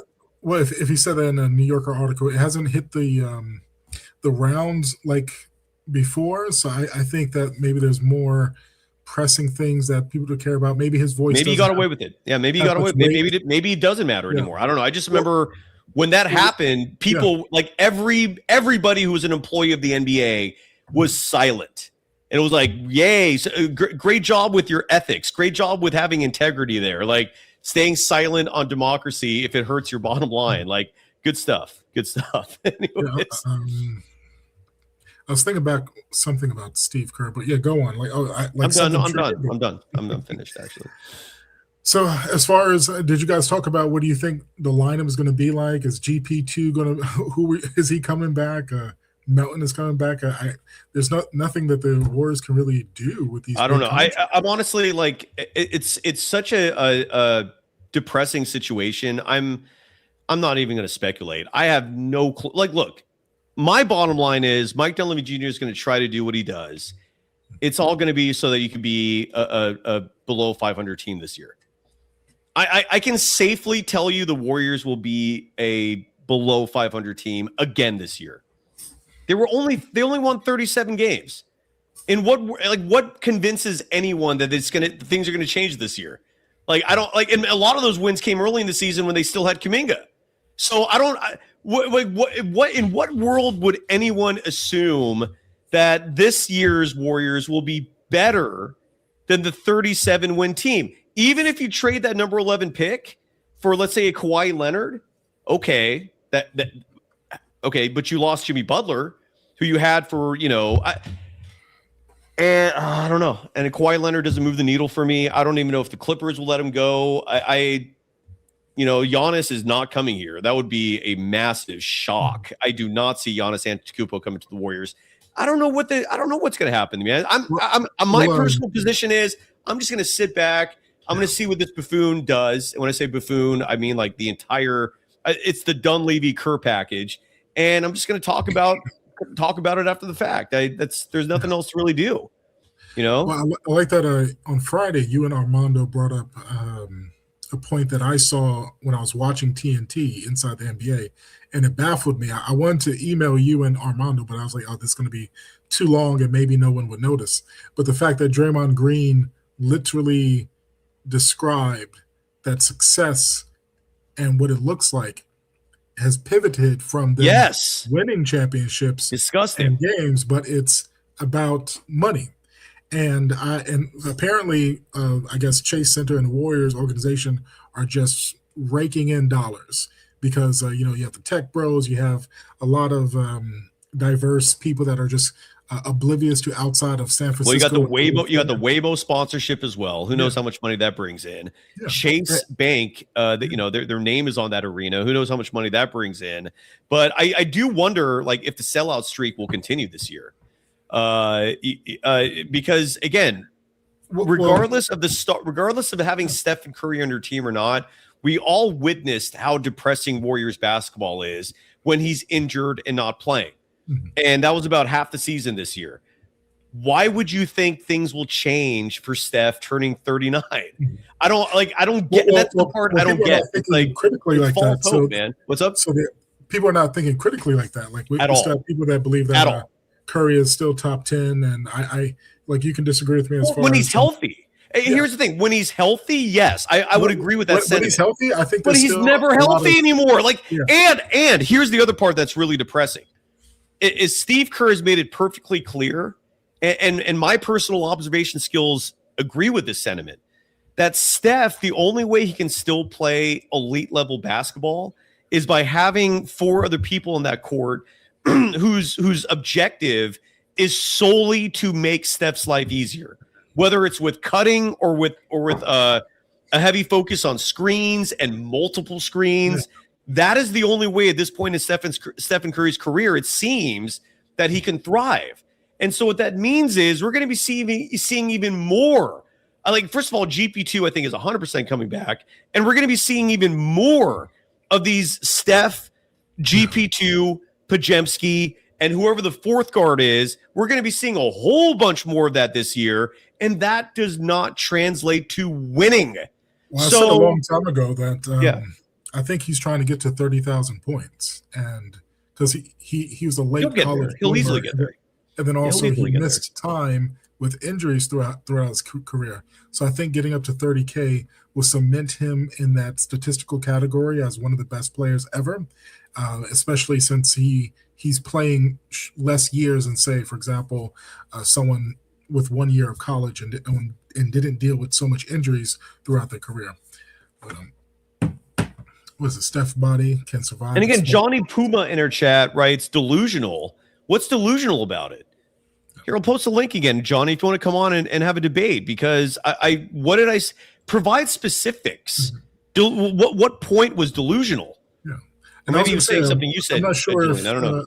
I think Kobe Bryant's last 2 years, Los Angeles had sold outs because they wanted to see, Kobe Bryant, whether he was a shell of himself or not. Right. And Curry is a generational name that people are going to see, and the passive fan. So what I think is going to happen, it's even ESPN knows that, okay, Steph Curry's name sells, and all the other stations. So you're going to have, like Draymond Green said, they're going to have national televised games, which is a definition of success. That's what Draymond Green said.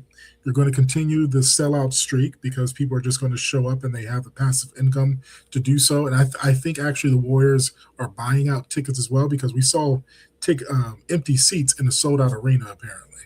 And there were a lot of those games, but those seats were already paid for. Yeah, they just and I guess that's why the sellout streak continued. But I do think that might be in jeopardy this year if we see another season of this nothingness. Well, think about it. If they just make because you and I and others, they think as far as what will it take to win, but if they just trade, for example, like if they sign LeBron James, you don't think that that sellout streak is going to continue and that national televised games are going to pop up?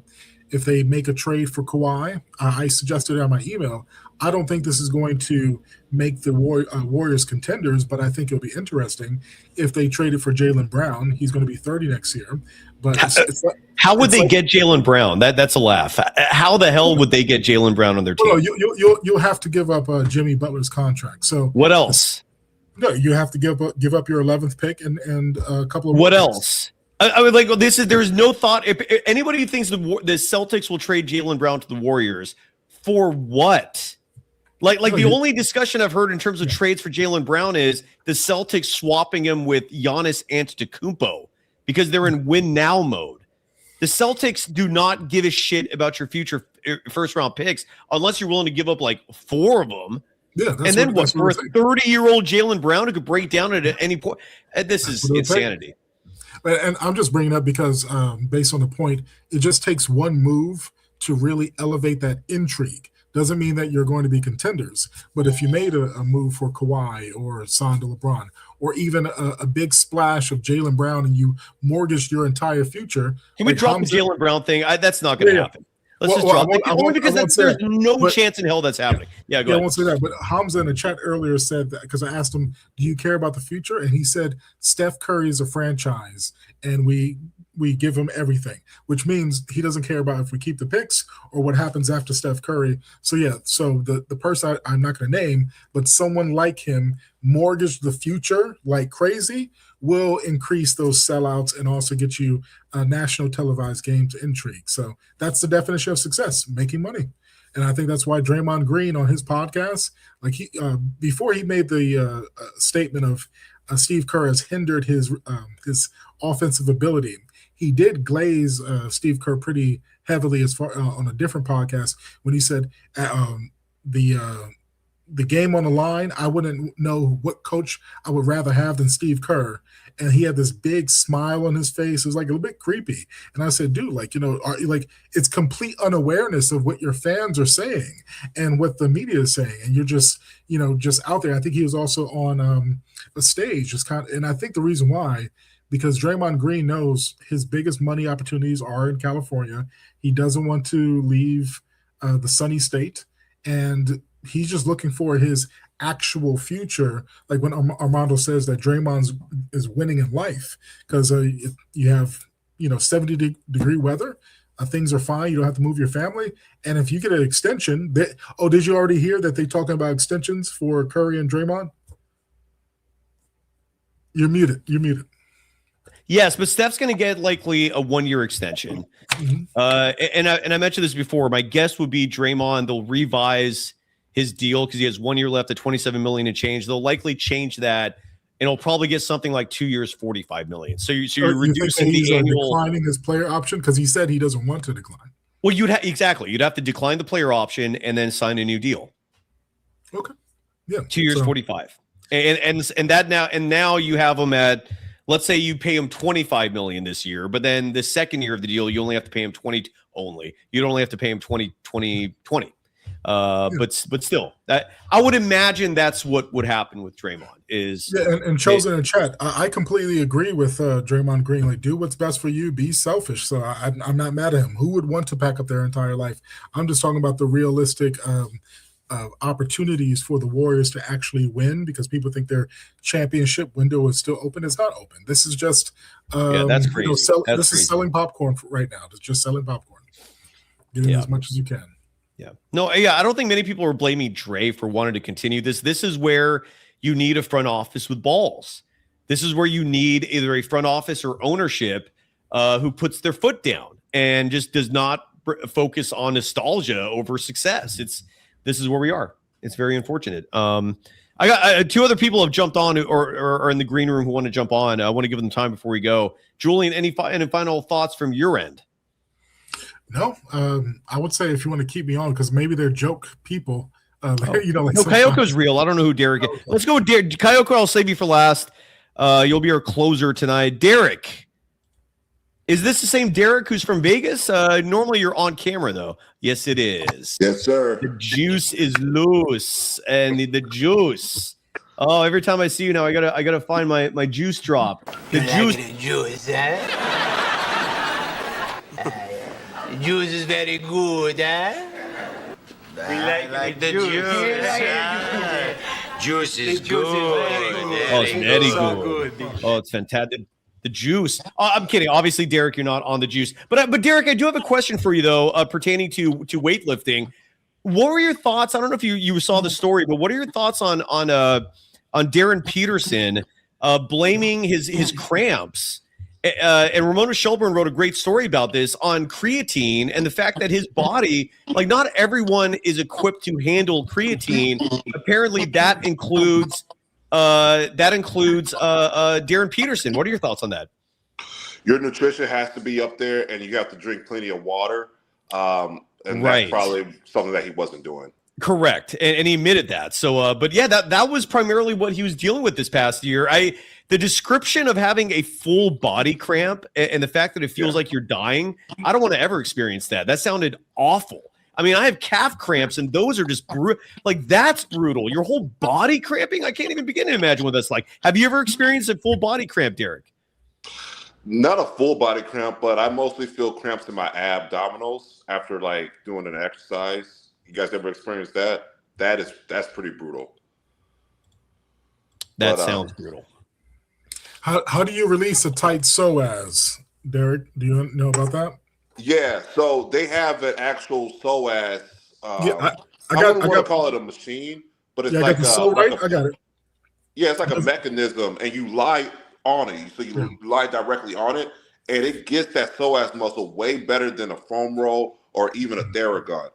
We have it at my gym at Torture, and it works phenomenal. Once you release that, you feel your lower back just like free. You feel so good afterwards. Yeah, I have a few of those machines. Just hasn't worked too well for me. I think my issues are a little more intense than most. So that's crazy. So anyway, that was supposedly what Darren Peterson was dealing with. But Derek, we're talking Warriors. What are your thoughts, brother? Great to see you. So, Cyrus, I want to tell you, I went to the last game in Phoenix. I was there. And when you see things in person, you do get a different perspective. And you can. Yeah. It's sad. So we're on such an uphill battle. One, the referees will try to take all momentum away from us. So there was a couple calls where Steph was just driving down the lane and a referee would just say out of bounds. He was nowhere near out of bounds. And it's funny seeing it in person because everybody's like, what? And then everybody just kind of just stays quiet, but is a little confused. And not only that, they look old, they look tired, and I just don't see how Steph is going to make it another season with her in a small ball lineup. It just seems totally unrealistic, unless, and this is by a miracle, If Porzingis becomes a 20-point per game scorer for every single game, and then we get Jimmy Butler back, and then he scores anywhere between 10 to 20 points. But that's big ifs. Jimmy Butler might not even be Jimmy Butler when he comes back. Probably not. Probably not. He's 37. Coming off a torn ACL. It is deranged what the front office is thinking in terms of unless, again, the objective clearly is money. That is all they're caring about. Joe Lacob does not want to burn a bridge with Stephen Curry. But unfortunately, like you're just destroying your franchise in the process. I have such low expectations for this team. Yeah, but you're not going to make money because the team is going to be injured. Well, that's where they're really dense. That's the part that there's really, unless they're thinking long term, like they're thinking for and with certain minutia of things, right? Like Stephen Curry did lead the NBA in jersey sales this past year, right? That's a fact. Of all the players in the NBA, number one for jersey sales is a guy who missed half the season. So Steph is still very much a superstar in this game. Does that counterbalance the loss of interest locally? I don't know. I don't know what their accountants have come up with. I don't know, but Steph might play 20 games next year if we're lucky. I just don't see how he's going to survive in the small ball system. Steve Kerr believes in 3 to 4, not even guards. Let's call it like it is. He believes in having point guards out there. Yeah, four of them. Four of them. Look at Chosen, by the way. Like mistaking hope and delusion, thinking they're the same thing. They're not the same thing. Chosen is in the chat saying who's a diehard Steve Kerr apologist. Again, I will never understand someone being a fan of a coach. Make that make sense. I don't remember any Bulls fans ever dying on the Phil Jackson Hill after the Bulls dynasty ended. No one gave a shit. I don't remember any Laker fans dying on a Pat Riley Hill when he stepped down. No one gave a shit. The Pistons, when Chuck Daly stepped down, no one gave a shit. When Popovich, I mean, that guy was going to stay on the job until a stroke took him out. I know he has. I guess Popovich is the only the comp here in terms. But even with Pop, does he have fans? I don't know if he has. Maybe he has fans. I don't know. I guess that's the closest thing. But it's very disingenuous comparing Pop to Kerr. It's like a 9-day situation. Never mind that Pop spent, I think, decades as an assistant coach, gaining experience to be a head coach someday. Former veteran in the military, so the man did not grow up with privilege. I could respect Greg Popovich in terms of his background and his acumen. The Steve Kerr part of this, I have zero understanding of a goddamn coach that you folks act fanboyish around. A coach, the guy literally just holds a clipboard, pretend this phone is a clipboard, and talks. You go over there. Timeout. Ref, how dare you? That's who you're a fan of. That's who you're a fan of. That's who forces people to come into my replies and call me. This is what this Johnny Puma slides into the green room because I blocked him, so he was denigrating me, saying I have no credibility, saying all my previous employers fired me, I'm a loner, I'm deranged. And why? Because none of you folks can handle Steve Kerr being criticized. Deal with your own daddy issues. Steve Kerr is not your daddy. Okay, you loser tech bros. Like, fix your daddy issues. Steve Kerr is not coming to your house with a cake. It's pathetic. Cyrus, I think the problem is that people believe in the Matrix. So they believe that the people in power are supposed to be in power. They believe that the people want to believe in the goodness of the world, or they're oblivious to it. But they don't know how. More delusion, yes. Yes, correct. And these are probably kids too, mostly kids that are. No, Chosen's a family man. That's the part that really perplexes me. He's a family man with kids, and he just is diehard Steve Kerr. Like, I don't get it. I don't get it at all. Chosen's been on the show and he's been respectful. But again, here Chosen follows up saying, why can't people just want a certain coach? Because he's a coach. I guess, Chosen, you must be a very impressionable and a man who is obviously very easy to impress, if all it takes is just talking to make you like this person. Like, he's a coach. Phil never had this level of fandom. Phil never had fans who would evoke death threats against his naysayers. At least not to my knowledge. Then again, Phil Jackson's teams never once missed the playoffs. Phil Jackson's teams never underachieved. And yet he still does not have the level of fandom that you folks psychotically have for a goddamn coach. Yeah.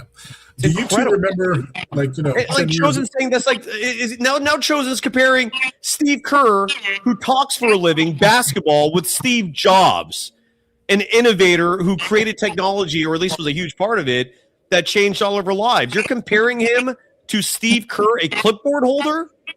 What has Steve Kerr invented? Small ball. 4-point guard lineups. He didn't even invent that. Don Nelson invented that. Well, here's a question. Is the hiring of Steve Kerr to... And yes, I did coach. By the way, Chosen saying, didn't you coach before? Yes. I would never ask anyone to treat me with this level of deference or to put me on a pedestal. That would be... I would be embarrassed if someone ever looked at me like that. My players' parents once bought me a framed gift. It's somewhere back there. It was a really awesome gift, man, and I couldn't believe they did that. And then life went on, and we never spoke again. It was over. No, it's Phil ludicrous. Jackson got fired too. He got fired too. He changed the game. He had 6 rings when he got fired.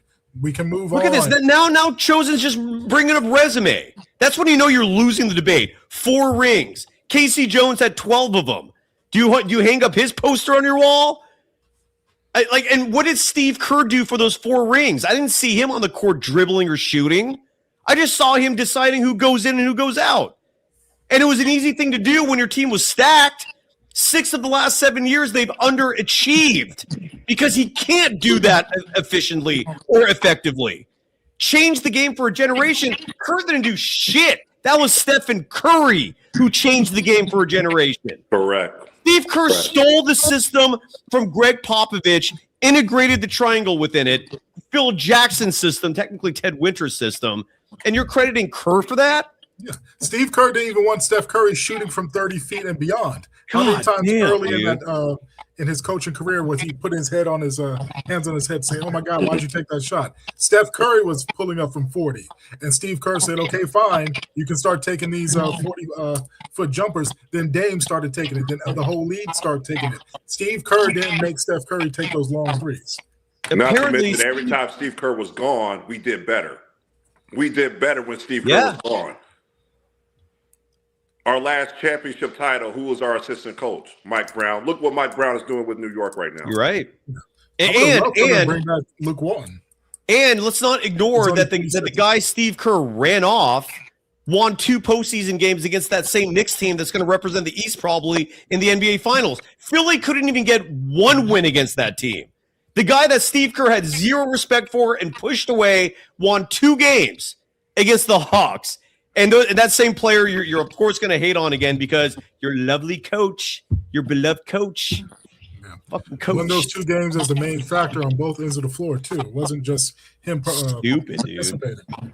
And now Chosen, and this is the same back and forth bullshit. Chosen, you are a broken record with these dumbass fucking lines of rhetoric saying, I can't believe y'all think coaches don't matter. Why do you think they do matter in the NBA? I'm not talking college or high school. Why do you delusionally, because you're not going to have hard evidence to substantiate this, why do you delusionally think NBA coaches are making a profound impact on the game? They don't. NBA Hall of Famer Rick Barry, who you're now disagreeing with because you think you know better, literally said, the only power of an NBA head coach is who plays and who doesn't. And Steve Kerr has failed year after year miserably at that job with these dumbass 4-guard lineups, with Anthony Lamb starting games. I saw this image today on social media, and let me happily share this for the audience. This was posted by the Golden State Warriors announcing one of their starting 5s. This was the year that the Warriors were defending the national championship. No, not the odds for This one right here. This was your starting five in a season where the Warriors were reigning world champions. And Steve Kerr thought a starting five of Jordan Poole, Dante DiVincenzo, Anthony Lamb, Draymond Green, and Kevon Looney represented a team defending a world championship. When are you fools ever going to realize Steve Kerr is grossly overrated and does not have much of an acumen? He's a figurehead. He's Stephen Curry's lap boy.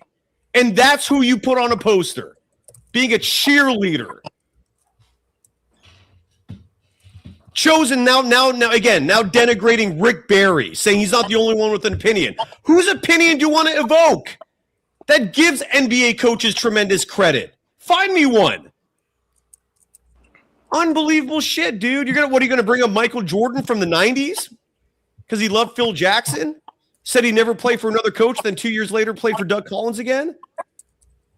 Unbelievable shit, dude. Just stupidity. I don't have patience for stupidity. I don't have patience for stupidity. I don't have patience for people that don't have balls either. Meaning the folks that will never come on the show to defend Steve Kerr will happily send me DMs and send me messages anonymously trying to denigrate me. You clowns, dude. You effing morons. You stupid assholes. That's what you are, including you, Chosen. For going out of your way to extend an argument this far because you think Steve Kerr is some sort of genius, all because he sits there and does nothing. It's embarrassing, dude. Absolutely embarrassing. I just brought this up, Chosen. Chosen bringing up Kobe Bryant, a player who who made a trade demand while playing for Phil Jackson. Michael Jordan in the 90s, 30 years ago, yes, gave Phil Jackson credit. And then immediately a day or two later said, no, I'm good. I just said that. Of course he said that. He's their coach. It's like a soldier. You're expecting a soldier to denigrate their general in the middle of a war. Listen to the soldier's opinion after the war when he doesn't have to serve the man to get some better context. Yeah, Stephen Curry, yeah, because he has a coach that kisses his ass. No shit. Draymond Green. He has a coach that gives him full autonomy, that backs him up when he cold cocks other players. Why don't you ask Jordan Poole what he thinks about coaches instead of listening to Draymond Green? You pull up 5 names, I can pull up 5,000 who disagree with you. Stupid, dude. Just stupid assholes. Thank you, YouTube, by the way, for just putting up with my rant. I just don't have patience for ignorance, man. Julian, any final thoughts from you, sir? No, sir. And yeah, you have a great rest of your day. I guess Monday is going to be the power hour going forward. Yeah, and we'll bring the audience on. So pencil, because Horace won't stay on the whole time. So just pencil Mondays as if you have thoughts. And I welcome any of you fools out there who think Steve Kerr's some genius. Come on the show. Chosen, that includes you, man. You had the balls to come on here at least once. Come back. Instead of pressing buttons in her chat like a dumbass, dude. Jesus Christ. All right, let you all right, brother. Julian, have a great night. Derek, any final thoughts from you? And also promote your weightlifting page, please. Yes, guys. You guys can follow me on the Relentless Attitude YouTube channel. And if you guys want supplementation advice, training advice, all that stuff. And, yeah, prepare for 20 wins next year if we're lucky. Count on that. The good news is the Warriors will start compiling lottery picks, so that might be a good piece of information. Derek, love you, brother. I appreciate you coming on. Thank you. Yeah, thank you, brother. Chosen bringing up Kevin Durant, thinking that you're going to win points like that. Kevin Durant would still be a member of the Golden State Warriors if they had a competent head coach. The Warriors dynasty would have 6 or 7 championships if Steve Kerr didn't play favorites with his players. The one power he has is deciding who plays and who does not. And even that was too much for Kevin Durant. Is Kevin Durant a head case? Yeah. Is Kevin Durant leave every situation bad? Yeah. Could Steve Kerr have handled that differently to keep Kevin Durant here? Yes. Shooty Smokehouse. Thank you, brother. Let's bring Kayoko on. Kayoko, you're going to wrap up the show. The last time you came on, you were saying you and your dad had an awesome night watching the Warriors upset the Clippers in that first play-in game. They lost the second play-in game. For a brief moment, I thought all rhyme and reason was coming back to the Golden State Warriors. I thought they were going to start building for the future, but then Steve Kerr did what Steve Kerr does and mucks things up, F's things up, puts his ego and his narcissism and his obtuseness above all else. Now we're going to get 2 more years of mediocrity.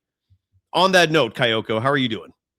Good, bro. It's been Nice. like a few weeks since I joined, but how are you doing, first of all?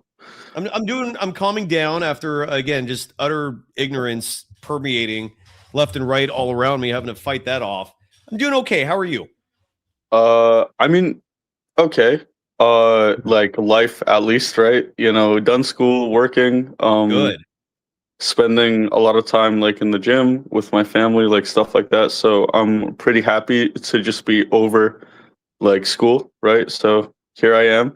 And Kayoko, what are your thoughts on a man nearly 40 years of age needing his coach to keep playing basketball?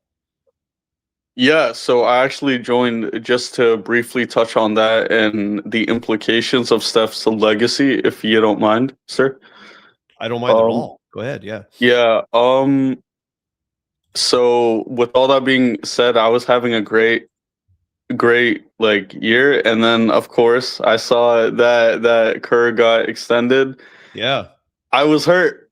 Like too. I was really hurt. My dad was hurt as well. Depressed was my literal feeling was depression. Like I spent like that entire Saturday just went from being like, you know, doing whatever you're doing. Interestingly enough, Billy DeBono, member of Decades, he broke the news to me. I got a text, and it was just a screen capture from ESPN of extended, and I was like, "Fucking!" And it was depression. It was like a good 24 hours of depression, maybe even 48, and now it's turning. What are the 5 stages of grief? You first are in what, like denial. I don't think I was in denial about it. I just was mostly just sad. And then you get angry. And then what's the next step? You throw shit through windows. And then the next step, you commit murder. Oh, those are the stages? Probably. Yeah. Sure. Yeah. Go ahead. Around there. I'm talking too much. This is your time. And yeah. Also, just to briefly like recap, that night, it was more like when me and my dad, like every single time during the playoffs. So I don't know if you watch the NHL. My dad is a diehard like NHL fan. You're Canadian. You're supposed to be. It's in your blood. Hockey is as Canadian as maple syrup and beer, right? Yeah, it's fun. Like NHL playoffs are lots of enjoyment, and we almost always have like huge dinners during like a big game. My dad is from Montreal, so it's like a huge thing every single time like Montreal or Ottawa is like playing. Like Montreal is doing pretty good, but besides the point, I was gonna say it felt nice to at least see just one last game of like meaningful basketball before effectively Steph's legacy. To me, I don't even know if I'm gonna place him in the top 10. And hear me out. It's not like before. I used to look at it as he has the potential to be top 6. Therefore, I'm gonna place him 8th, 9th, 10th. But I can't like look at it through this lens. Most missed playoffs in NBA history by an MVP. It's by Stephen Curry. That is a fact. And it's not a good stat.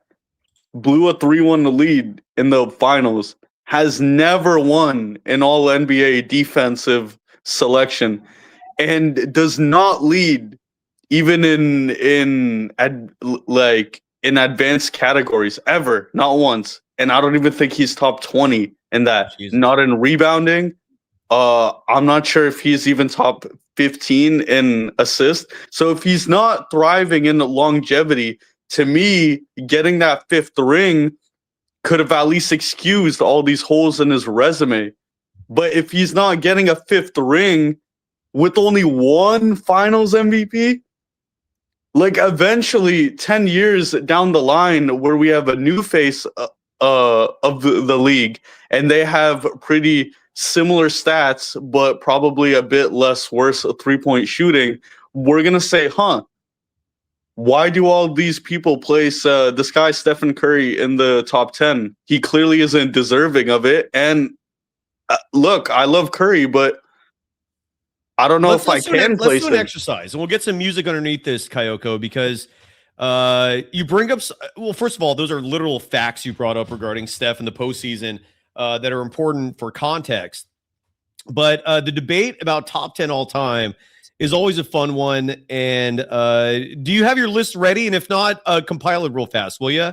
For your top 10 greatest players ever? Yeah, I mean, I have like a brief overview. Like, what's the overview first? Of course, MJ at the one. You mean like a summarization, or what is? Like I can't go like too in the depth into it, but I have like a good idea of it. Well, I'll give you mine first, and then you come back. Is that cool? Yeah, sure. Okay. Well, just so you can have time to think about this for a second as well. No. I mean, like I already have like a general idea of like who I want in the top 10. Okay, well, give your top 10 first, and then I'll give mine. Who are your, and make sure it's in order. Who are your top 10 all-time NBA players? Go. MJ at the 1. Yes. Ooh, I'm gonna have to go with Kareem at the 2. Kobe at the 3. Number 4, I'm typically conflicted about this, but I usually go Bill Russell. Number 5, I'd probably have to go with Braun. Number 6, I'd probably have to go with Hakeem. And I can actually explain that Hakeem, I know. Just hear me out. Card. Keep going. Okay. Hakeem, I mean, I did just say, like, usually I used to have Curry at the 8-7 slot, but right now I kind of have him at 11 or 12. So at the 8th, no, I look, man, like I can explain it. Don't worry. Who else? I actually moved Shaquille O'Neal out. Oh, right, Wilt. I usually have a Wilt at that. Good job. 7 spot. There's a huge name I haven't heard yet, and I'm a little surprised you've gone this far without it. If it's Shaquille O'Neal, I don't really have Shaq. It's right team, wrong player. Oh, Magic Johnson? Yes. I don't know about that one, bro. I mean, hey, like, sure. Number 9 and the number 10. Magic is number 2 on my list. Is he actually? Dude, if you're grossly disrespecting Magic if you're not going to put him like top. Dude, like when you talk about the way Steph revolutionized the game, Magic did the same except for his era. And it wasn't 3-point shots. It was the fact that he was a 6'9" dude with point guard skills who can play all 5 positions, and he was a winner. 5 championships, and he was the leader for all 5 of those. So, yeah, Magic is my number 2. Magic is like what LeBron could have been if he was more team-centric and less individualistic, in my opinion. Yeah, LeBron is he's probably the GOAT of like stat padding. I'll have to go with that. I'll be honest, man. Like this dude only cares about getting his his numbers up there in stats because he knows he's not going to catch MJ. And I think everyone like keep going. So Jerry West at the 9. Did I stop at the 9 and then at the 10? Bro, the 10th spot is like it's shaky. Even I don't like. I usually fluctuate. I probably have to go with Shaq. I'm typically conflicted though about putting Shaq in and out of it, but yeah. Interesting list. To me, it was Stephen Curry when he won his 4th championship. He bumped Shaq out of the top 10 for me. This is my list. Let me know what you think. All right. Number 1 is Michael Jordan. Safe pick. Number 2 is Magic Johnson.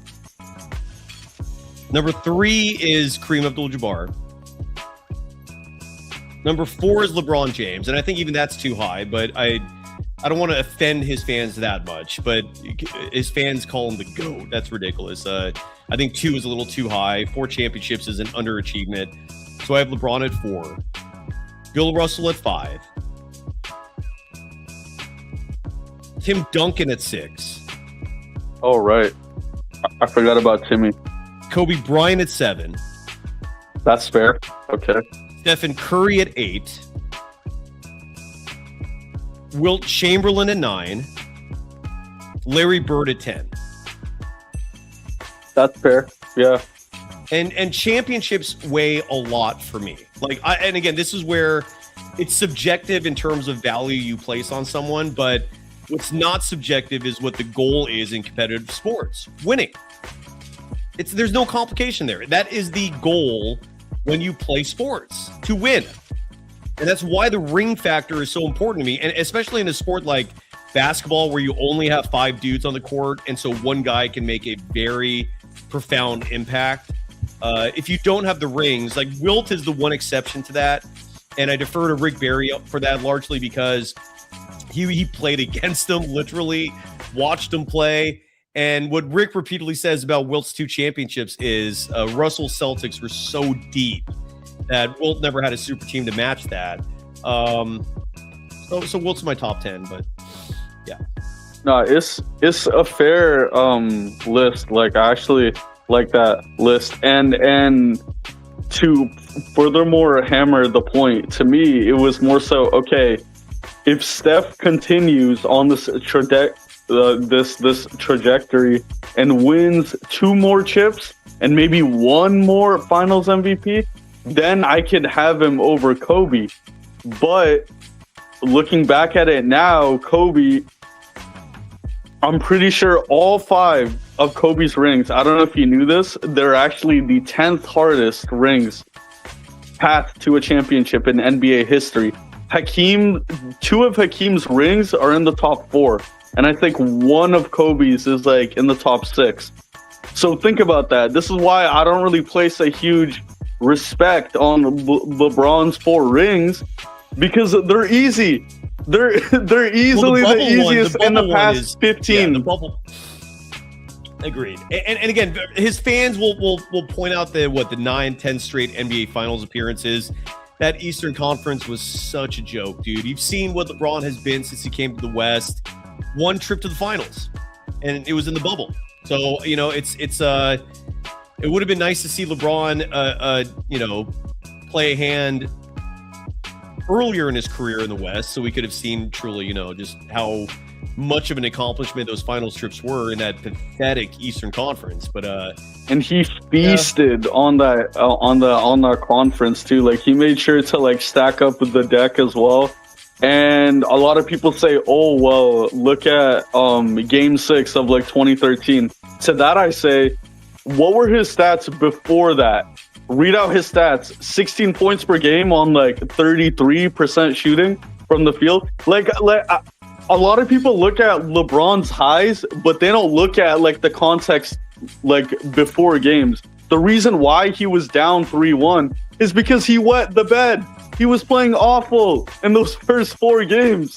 So, and also 2008, they had a 2-1 series lead against Boston. They lost that. 2009, he wet the bed again. 2010, he had a 2-0 lead against the Magic, the same Magic team that got gentleman swept by Kobe. So, what are we talking about here? He's gone 1 ring, 1 meaningful ring. I mean, a ring that you can actually put respect on it. And even then, it has a huge asterisk on it. He went 0 for 9 down the stretch. 0 for 9. So so funny enough, he actually almost lost of that final game in 2016 if it weren't for Kyrie's game-winning shot. So a lot of his stats are taken out of context. A lot of people say, well, MJ needed Pippen to win. To that I say MJ averaged 8 points per game and rode the bench. Horace Grant was more important to them. So, I mean... Well, they won 3 more championships without Horace Grant. No, of course, but in that first 3-peat, where was Pippen? Look, as someone who watched all those games and saw some of those live, watching Michael Jordan live is one of my most memorable experiences ever. Came into the Oakland Arena and just beat the shit out of the Warriors as expected. That memory left such an impression on me that I refused to see Jordan again when they came back in town when he was on the Wizards. I was like, nope, I'm not letting that tarnish this memory I have of that incredible experience. Michael, look, every great player needs help. This is not an individual sport. So for anyone hating on Jordan saying, well, he needed Pippen, well, find another player and I'll tell you they needed so-and-so as well. Like LeBron needed Kyrie. LeBron needed Dwayne Wade and Chris Bosh. LeBron needed Anthony Davis. He just kept bouncing around. So there was like no one counterpoint to that. Stephen Curry needed Draymond Green. Stephen Curry needed Klay Thompson for 3 of those. I don't know if he would have needed him for the last one. Did help. You could make the argument Stephen Curry even needed Andre Iguodala, who did play, even for that last one, was playing a role in that. And that's a disingenuous critique if someone is trying to diminish Jordan's legacy because Scottie Pippen was his Robin. Every star needs a Robin. You know, I don't know how else to spin that. On that note, and we'll finish here because unless you have anything else to add, Kayoko, I want to promote at long last next week. I don't have the date set yet, the specific day and time. Next week, though, we will have our when Steve Kerr's gut went wrong episode. There is no more excuse to not run this thing. The only reason why I haven't done it sooner is because I have a whole story that's gonna accompany it. So if you missed the episode and you'd rather just read an entire article with every instance where Steve Kerr's gut failed him, I'm gonna highlight it. We're also gonna do a show, obviously, where the entire theme of the episode is gonna be what the hell is that? Huge truck. Sorry. We're gonna have a huge episode where it's literally just Steve Kerr, who infamously said in an interview a few years ago that he makes all of his important decisions with his gut, meaning like he relies on intuition for the big decisions, not logic. And it's not surprising to hear that from him. Well, we're going to call out his gut. We're going to point out every single instant where that dumbass gut of his went wrong. And damn, is the list long. So that's coming next week. Any final thoughts from you, Kev? Yeah. I'm just, again, like I think Curry's legacy is pretty much like down in the dumps. Like, unless it depends on who you ask, right? Like sadly, this industry, the media industry that he's befriended nearly everybody in, refuses to criticize him, even though he's not a media guy. He's an NBA head coach who should be susceptible to criticism. But you sadly have this industry that focuses less on journalistic integrity and more so on relationship building. And they don't want to offend Steve Kerr and his fans. Now, look, I kind of get it because this show is a platform that does criticize Steve Kerr. And what comes with that are assholes like, and you can see these yourself. Kayoko, you have access to the private chat right now. You have assholes like Johnny Puma harassing me. I said this before, and I'll say it again. I've gotten repeated death threats. Death threats!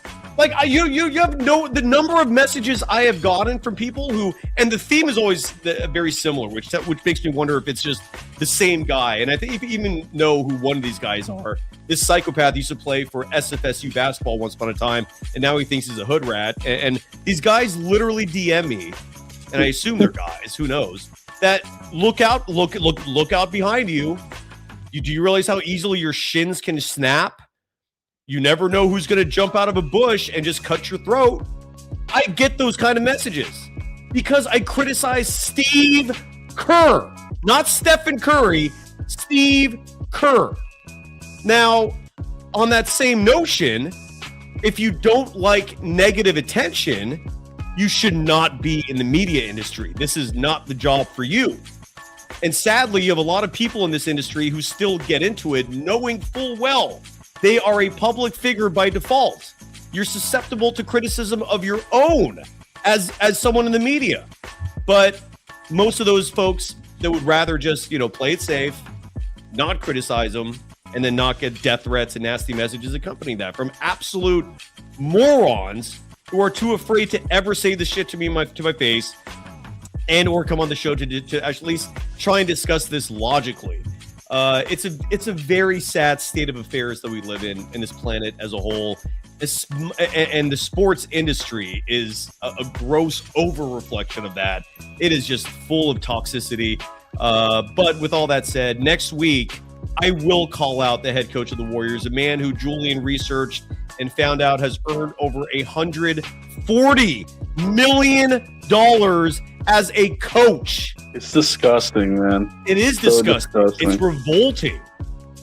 Phil Jackson, like, this man has been a part of, like, what, 2 dynasties, and he helped create a dynasty in, like, his rookie year. I don't know anyone who always credits, like, Phil, but it's weird. It's like with Steve Kerr, it's always like, oh, Steph, Kerr, Draymond. I'm like, dude, we moved off of them. There is no dynasty. There hasn't been a dynasty since 2019, but we could have at least made it interesting or at least competed for championships. Oh yeah, and that's the note I want to end off at. Not only are you ruining your legacy, and that, like, at the end of the day, it should, like, all people are gonna see in like 2 or 3 years from now is Curry had to take 20 years just to get to 30K points. Curry had to do this just so we can at least sniff a longevity stat. And as well as, like, the fact that, like, they only care, the fact that Dre went on, like, national TV and, like, only talked about, like, oh, well, I don't care that we're not winning championships. I'm still selling out shows. Like, I cringe so hard at that. I'm like, dude, nobody, like, that's got to be the corniest comment of, like, the month, at the very least. Because who brags about that? This would be like if OKC started bragging to the Warriors, well, you guys beat us in our conference, but we sold out way more during 2014, 2013, 2012, 2011, 2010. Like, do you see where I'm going with this? Like, it's cringe. It's corny. And Chosen, our resident Steve Kerr apologist, accusing me of talking crazy. Even though, again, I'd love to know specifics of what you think is crazy in your mind, besides criticizing the almighty, the next Jesus Christ on our planet, apparently, Steve Kerr. Apparently that's talking crazy, but Chosen, stirring up the craziest. They're all Kerr apologists. So, by your logic, the craziest people, they're the Steve Kerr fans. You're psychopaths. I just talk about crazy. I can't see how this is like a good thing, and I mean, basically everyone is out on Kerr, but it's like, what good can we do? That like inner circle, except that. I wish I had mind controlling powers and just reverting that change, but sadly it doesn't work that way. And I was talking with my friend, and they're like, oh, well, all good things come to an end. And I'm like, okay, but it doesn't have to end this miserably. Well, and it hasn't ended. I'm looking forward to that. It hasn't ended yet. That's the part that is nonsensical here. He's right. Your friend's right. Everything, all good things, everything, period, comes to an end. Yeah, why is this not ending? We have 2 more years of this shit. 2 more years of this shit? They won 37 games last year. You're doubling down with a coach that rolled that shitty lineup? For the podcast audience, I'm showing the graphic again of a starting 5 from 2023. Side note, a year the Warriors were reigning world champions. That's the Steve Kerr experience for you. That's the guy that Chosen in our audience, as one of many Steve Kerr apologists, routinely defends.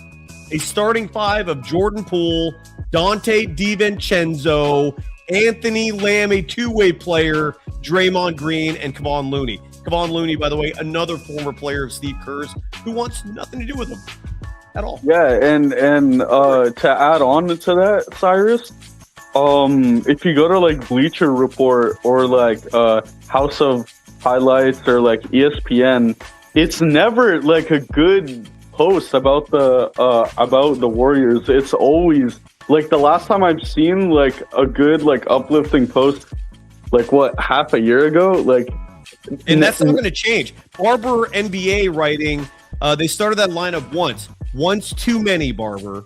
That's a bad thing. Many. Why is he even starting that in the first place? And then I don't know, because he's an idiot. Because Steve Kerr is obtuse. It literally fits the definition of the word.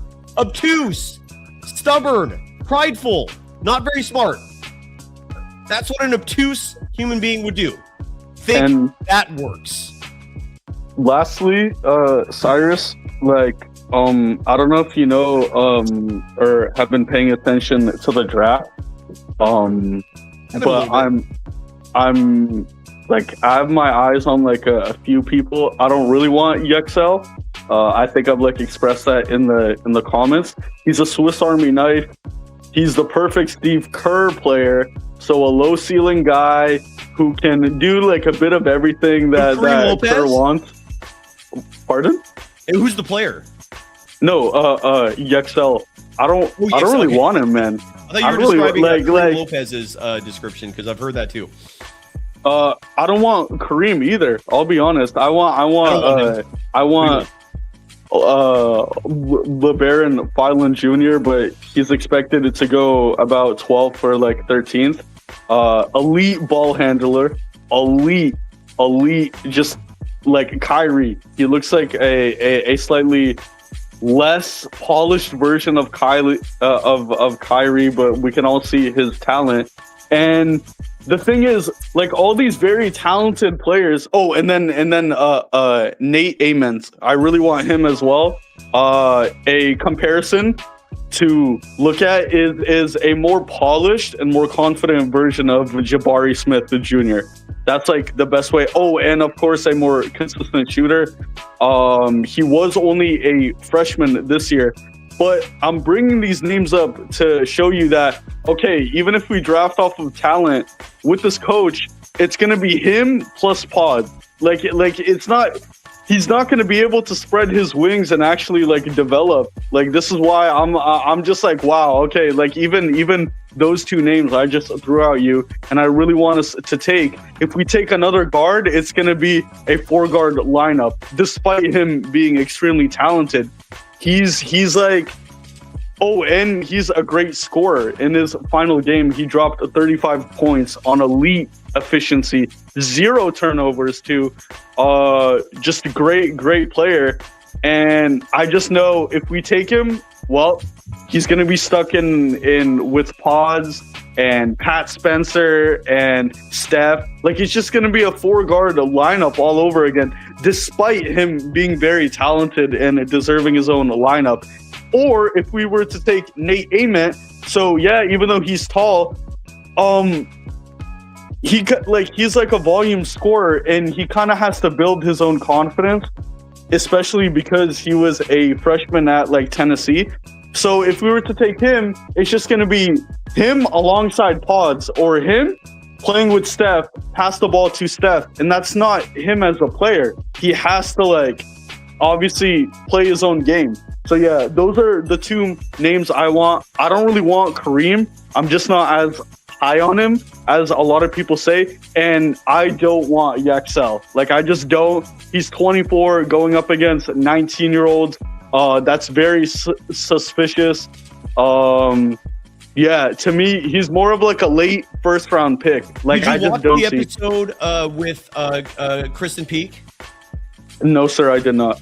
Okay, it's not dating itself. Go back and watch it, and then come back and tell me if you still feel the same way about Yoxel. She is 1,000% in on him.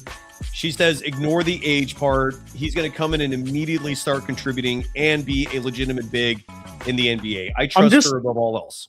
I'm not low on him per se. I'm just skeptical, if that makes sense. Like, if we were to look at Nate Ament, he's a 19 with a higher ceiling.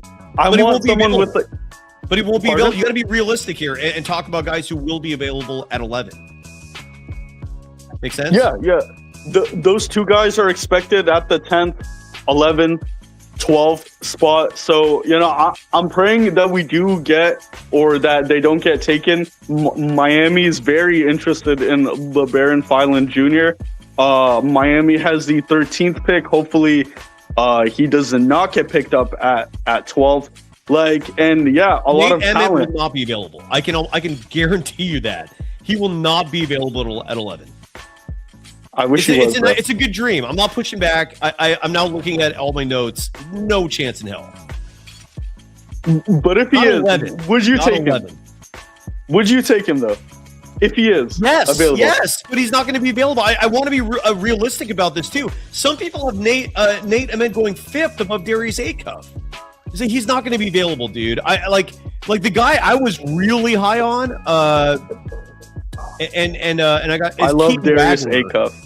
Yeah. Like Keaton Wagler is the guy that would be like my dream, and Kristen Peak was like laughing, like there's no chance in hell.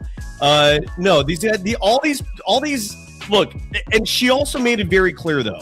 She said Kareem Lopez would be fine, even though I had some skepticism because he seems to be primarily defensive oriented. She was like, you're going to get someone you're going to love. Yoxel Lendeberg, she said you're going to love. She was even high on Ade Mara and Hans Steinbach. Hans Steinbach, I was kind of like, you're high on him? And she was like, I don't really know if I want Hines, Cyrus. I don't really know if I want Hines Steinbach. I get it. Well, double machine. Look, I think the Warriors can do better than him. All I'm saying is, like, any of these bigs that are projected to go like 10th or 15, the Warriors win with any of them. Like, that's how deep of a draft this is that is the impression I'm getting from the prognosticators whose careers are based on researching this talent. Don't worry. Whoever you get is going to be great. Yeah. The question is, will Kerr play him? That's another story. That's a whole other story. How does Kerr damage this pick? That's another story. But you're getting a good pick almost no matter who it is. Yeah, well, of course, this pick also has to be put in a position to thrive, which unfortunately, Wiseman, Kuminga, Moody, like even if they were bust, we never got to see them like in like positions to thrive. Bro, he played Moses Moody at the power forward, which led to strain on his patellar tendon, and he ruptured it. And I didn't see one person bring that up. Except for this show. Yeah, I mean, this is the only show that called out Kerr. Yeah. For putting Moody at a power forward spot, which, dude, like, he's a guard. He was a guard from Arkansas. Not a point guard, a shooting guard. And yes, I've seen the lineups of Kerr having him as a point guard too. It's like, what? Like, what are we doing here? Like, make it make sense. It does. That's all I've been asking for 4 years. Just make it make sense. I'm not asking for like an elite coach. All I'm saying is, bro, like at least, like, dude, I don't even like Quinn Snyder, but even he knows who to play.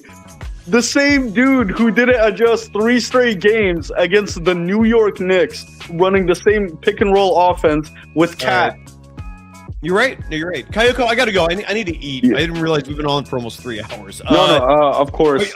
Before we go, any summer travel plans? Not that I know. Actually, I'm planning on going to Toronto, so I haven't really been there. Like in Niagara Falls, maybe like at like a hotel. Go up the CN Tower. It's a fun ride, man. Literally, was when I was there. I think the one in Dubai surpassed it, but the CN Tower in Toronto used to be the tallest man-made structure on the planet, and you could take an elevator right to the top. And then the sky is the Sky Dome still there? I think so. Yeah, the Sky Dome was right next to it. So as you're going up and then going down, you can see the Sky Dome right there. Oh, the Sky Dome? Cool. Yes. And anyway, Toronto's a great city. Have a wonderful summer. I'm sure we'll hear from you soon. And I'll leave everybody on this note as we say goodbye. We're going to be back tomorrow night. I-80 crossover with Mark Haynes. Should be a fun episode. That's tomorrow night. I'll leave you on with this statement. Think about it. Steve Kerr is the LeBron James of NBA coaches. Yeah.